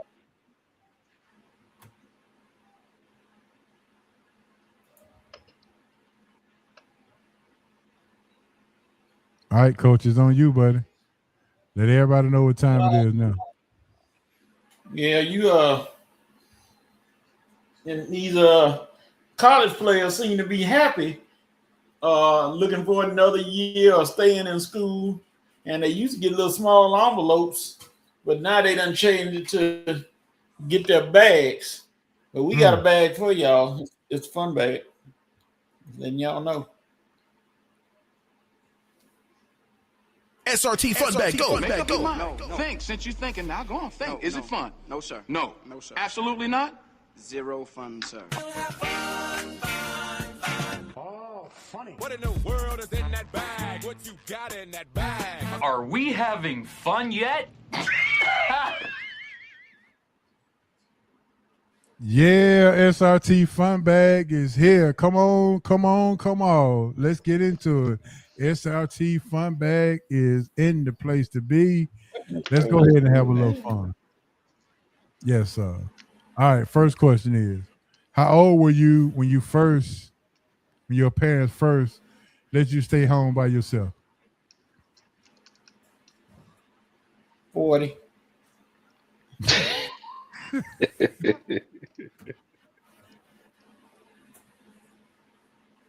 No. I think I was like 6 years old. I was a latchkey kid, first grade. I was 5. I want to say 5, but I know for sure I was 6. Yeah, I was 5. Yeah, around 6 or 7. 6 or 7. Don't open that door for nobody. Don't go outside. Like they had a list of things. Yeah, all of that. Yep. The first thing you learn how to cook.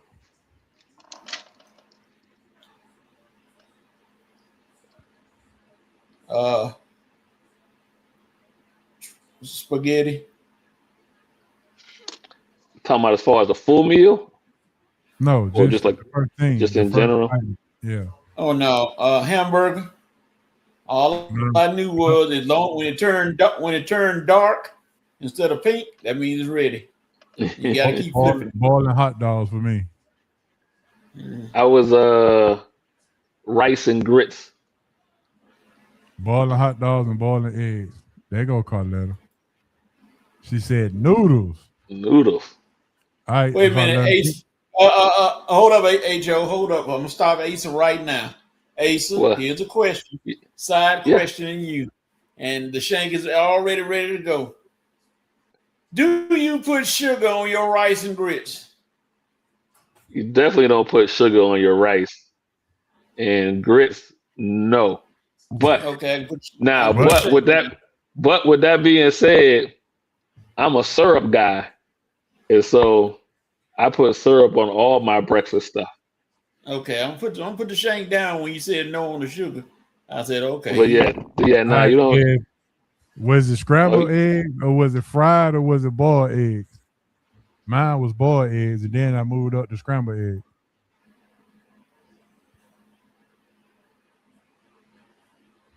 Yeah, they used to make them boiled eggs and crack them open. And burn your fingertips because you forgot to pour it over some cold water to cool it off. This is the trick. You got to put salt in the water when it's boiling so the peel can come out better. Yep. Yeah, I was raised by a chef, so I know these little things. All right, next question. Dad say scrambled eggs. Okay. All right. If you was in the karaoke contest and you had to win first place, what song would you play to win first place in the karaoke contest? 1 in a Million You by Larry Walker. Larry Graham. Larry Graham. He said Larry Walker. I would say he played. Yeah, baseball. I was thinking about one of my old baseball players. Okay. 1 in a Million You, coach. Yes, sir. You sure you know all the lyrics? Every one of them. I sang it when I was young, teaching. I had to sing it for the homecoming court back in the days. Go ahead, I was in coach. Louisiana. All right. The kids were stunned. So last time I told you I played an instrument. So I learned all the Luther Vandross songs when I played saxophone. So even though no karaoke you're supposed to sing, I would have to be at a talent show and pull out the saxophone. And get my Luther on. But as far as song wise, man, there's so many songs that I like. And no word for word. Never Too Much for Luther Vandross for me. Never too much, never too much. Doom, doom, doom, doom, doom, doom, doom. Yeah, never too much for me. That I'll definitely win first place with that one.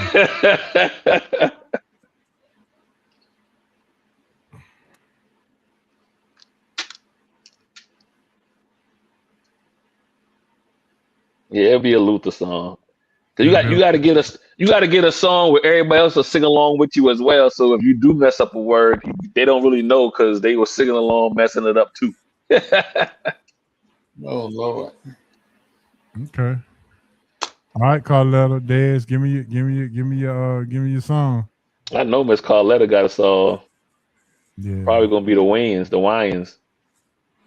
The one. Yeah. Hers is gonna be his eyes on the sparrow. We taking side wages on you, Miss Carletta.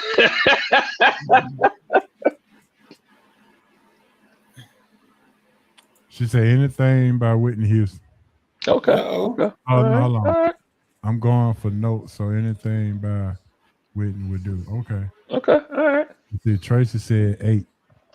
I guess what is 8? That was the first one they left alone. Oh, that was the first question. That was the first. She was 8 years old. Oh, 8 years old. Okay. And then hot dog. I thought she talking about 8 Ball and MJG. Yeah. Uh-oh. I'm like, okay. You're gonna take Tracy to another level. I actually do know the words because I remember her going to a concert. So she probably know lay it down about word for word. Oh man. All right, so this is a good one. This is my music question. Keep one, bench one, and cut one. Coach, I know you're gonna like this one. Keep, bench, or cut. Daz band, SOS band, Gap band. Ooh, hold it now. God damn.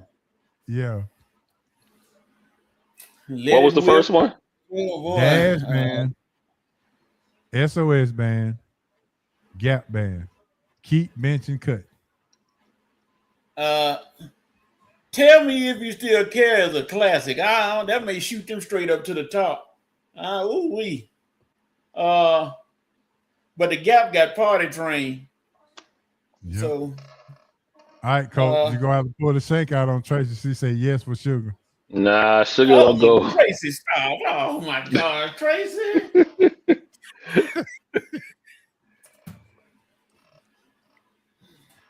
Dude, I'm gonna say this and not be disrespectful. Do people not realize that when you put sugar on grits, it's oatmeal? But we're gonna move on. Say it louder for the people in the back, Coach. She said, when you put sugar on grits, it's oatmeal. I'm gonna go Gap Band. I'm gonna go Gap Band. I'm gonna go Gap Band, SOS Band, and Daz Band. Unfortunately, take the L. I don't want to give them the L, but if I had to get one, I'm like Daz, though. I don't want to cut nobody. You say I'm out on this. I can't cut neither one of them. Can't no. Okay. Yeah, all right. So this what we do. Since we can't cut none of them, rank them. I just did Gap Band, SOS, Daz Band. But I'll tell you, like I said, the SOS Band, Tell Me If You Still Care. I'm gonna go to the Fred Sanford dictionary. You slow dragging with a woman when you hear that song, come on, oh boy, you can tell some lies with that song. So I'm on maybe I'm gonna give away my age a little bit, or I'm familiar with the Daz Band. Give me a song, or maybe I know what it is. Didn't realize that was them. Let It Whip. Oh, okay. All right. Every mark, coach. Gotta get him up. Hey man, at least I was honest. So, but you know what? By now confirming, it don't change how what my picks was. I'm keeping the Gap Band, benching the SOS Band, and I'm cutting the Daz Band. And if I had to rank them, it'd be Gap Band 1, SOS 2, and Daz 3. All right, well we're gonna do the same thing with the next one. Chipotle, Moe's, or La Priella. Okay. Chipotle, you keep it in that same order. Well, you can keep, bench, and cut, or you can rank them.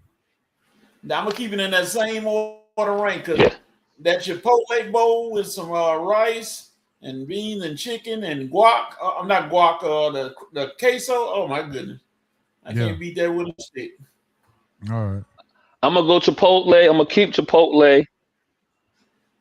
I'm gonna bench La Paria. They used to be better. Like back in the day, La Paria would have been one off the rip. Yeah. No Yeah. questions asked. You know what I mean? But Yeah, I they've know somebody. They say they drinks all the chains in the salad. they've kind of fallen off. So I'm gonna go Chipotle one. I'll bench La Paria. I'm gonna cut Moe's. And then Yeah. I'm on the same way as far as ranking Chipotle, La Paria, and then Moe's third.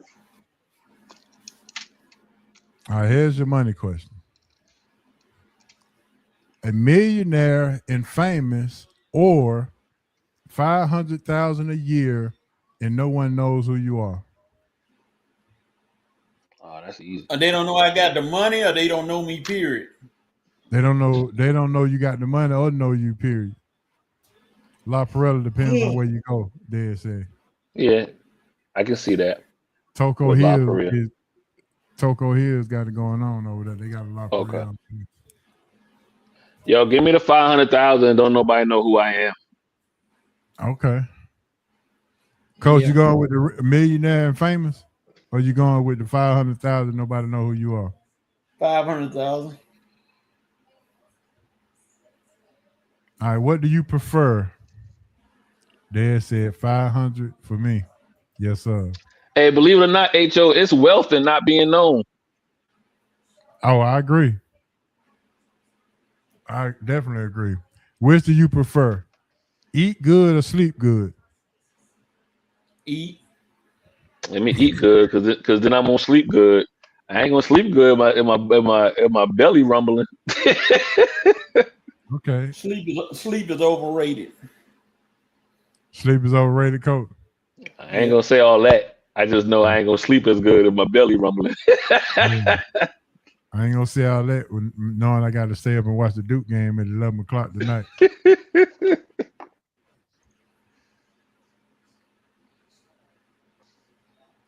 All right, here we go. Oh, Dad said eat good. Everybody want to eat good, I see.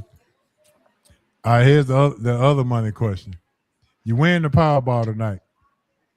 156 million. Take home is $47 million you take home.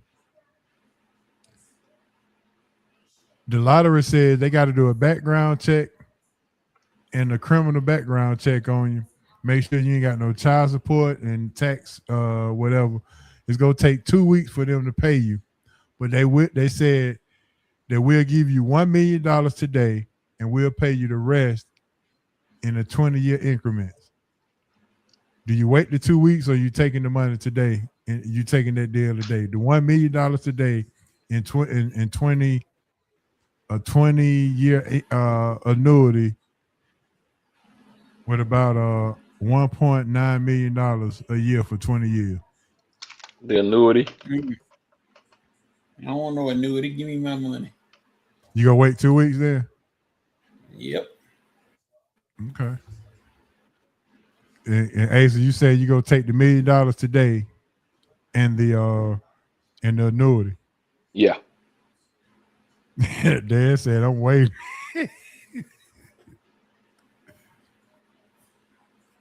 I ain't worrying about my background. I'm good. I'll let her say sleep is very overrated. Thank you. Okay. I make sure. Let me know what time y'all be on the road, so I don't be on the road with y'all. Well, when I went to Mississippi, I got on the road at 4 o'clock in the morning, and was good to go.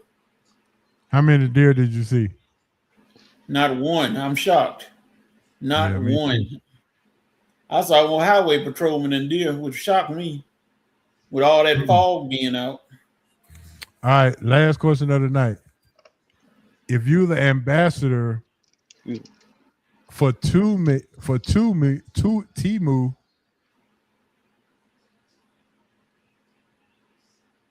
and they get all the stuff that you advertise for them is free, or you can be ambassador for Louis Vuitton, but you got to pay half price for everything that you advertise, but you get one free item per month with Louis Vuitton.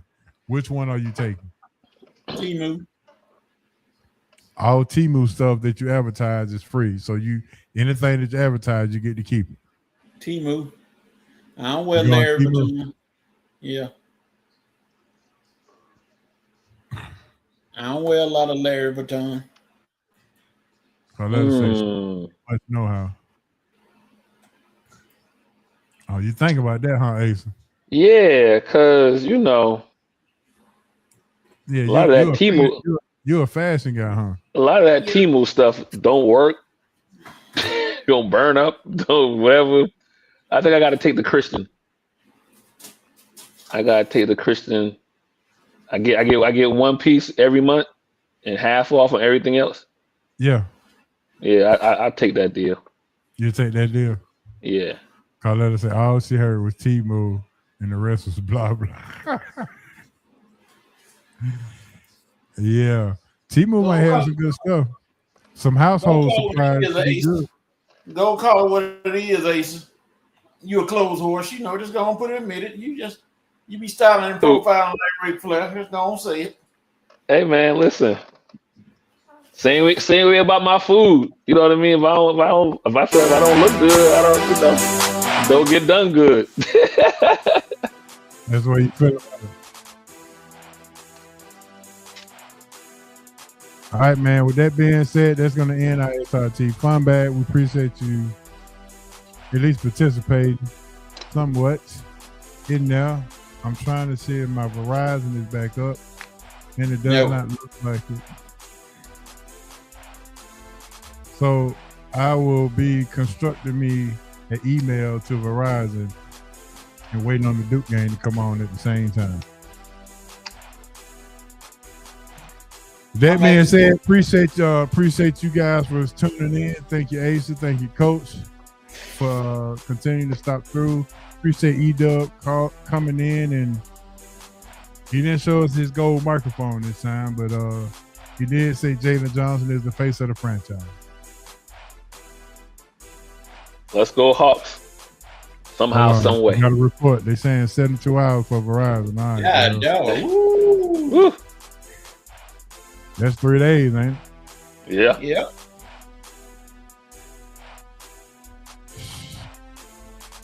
Oh yeah, we got to adjust that bill for sure. Man. All right, man. With that being said, that's all I got. All right, Asa, what you got? Hey man, one time always for you, HO Coach, SRT family, man. I always have a good time when I'm on. Appreciate the love I always get. Check me out every Monday. Just go to DNA Sports Talk on all social media. You'll find the link. Myself, the other half of DNA, Don, we always have a good time as well. So check us out on Monday, 7 to 9. Y'all done started talking hockey yet? Nah, actually, we're gonna pivot to the. We got to get into basketball, man. College. We've been slipping on the college because there's been so much going on with the NFL. So we got. Well, we can get the tune up over him for sure. Yes, sir. Because UNC and Stanford on right now. I'm sure that's why coach looking that way. Yeah, I'm surprised UNC's having a decent season. What? So far. You surprised? Yeah, because I still don't believe in the coach. I don't believe in Hubert. All right, Coach, give me your shout out. I shout out to HO and Ace, both of y'all on the show. Shout out to the people who tune in, all the usuals, Coletta, Dez, all the family and everybody. Shout out to y'all. Shout out to Red and Red, wherever they may be, whatever they may be doing. And condolences to Rev. He lost a family. Red, he lost a family member. So if y'all get to his page, he lost a family member. So condolences out to him. Bless him and do this. Shout out to everybody who is on the internet right now. Go to bed. But I want to thank everybody for tuning in. We'll see you all Saturday at 10:30 this time. Last time we was on at 10:50. But I guess we'll be back on at 10:30 so we can delve more into Mike Tomlin and all the other stuff that's going on. And hopefully this will be the last week we talk about Mike Tomlin and we can move on with our lives. Yeah, Coach, I'm sure you figured that, right? Yes. Mm-hmm. All right, man. With that being said, this is the main man, H.O. For H.O. Ace, the coach, Hancock, D-Will, Smitty, E-Dub, and everybody who tuned in to SRT. R.I.P. Moms and Pops, R.I.P. BC. This is SRT, man. We'll holler at y'all next week. We out of here. Peace.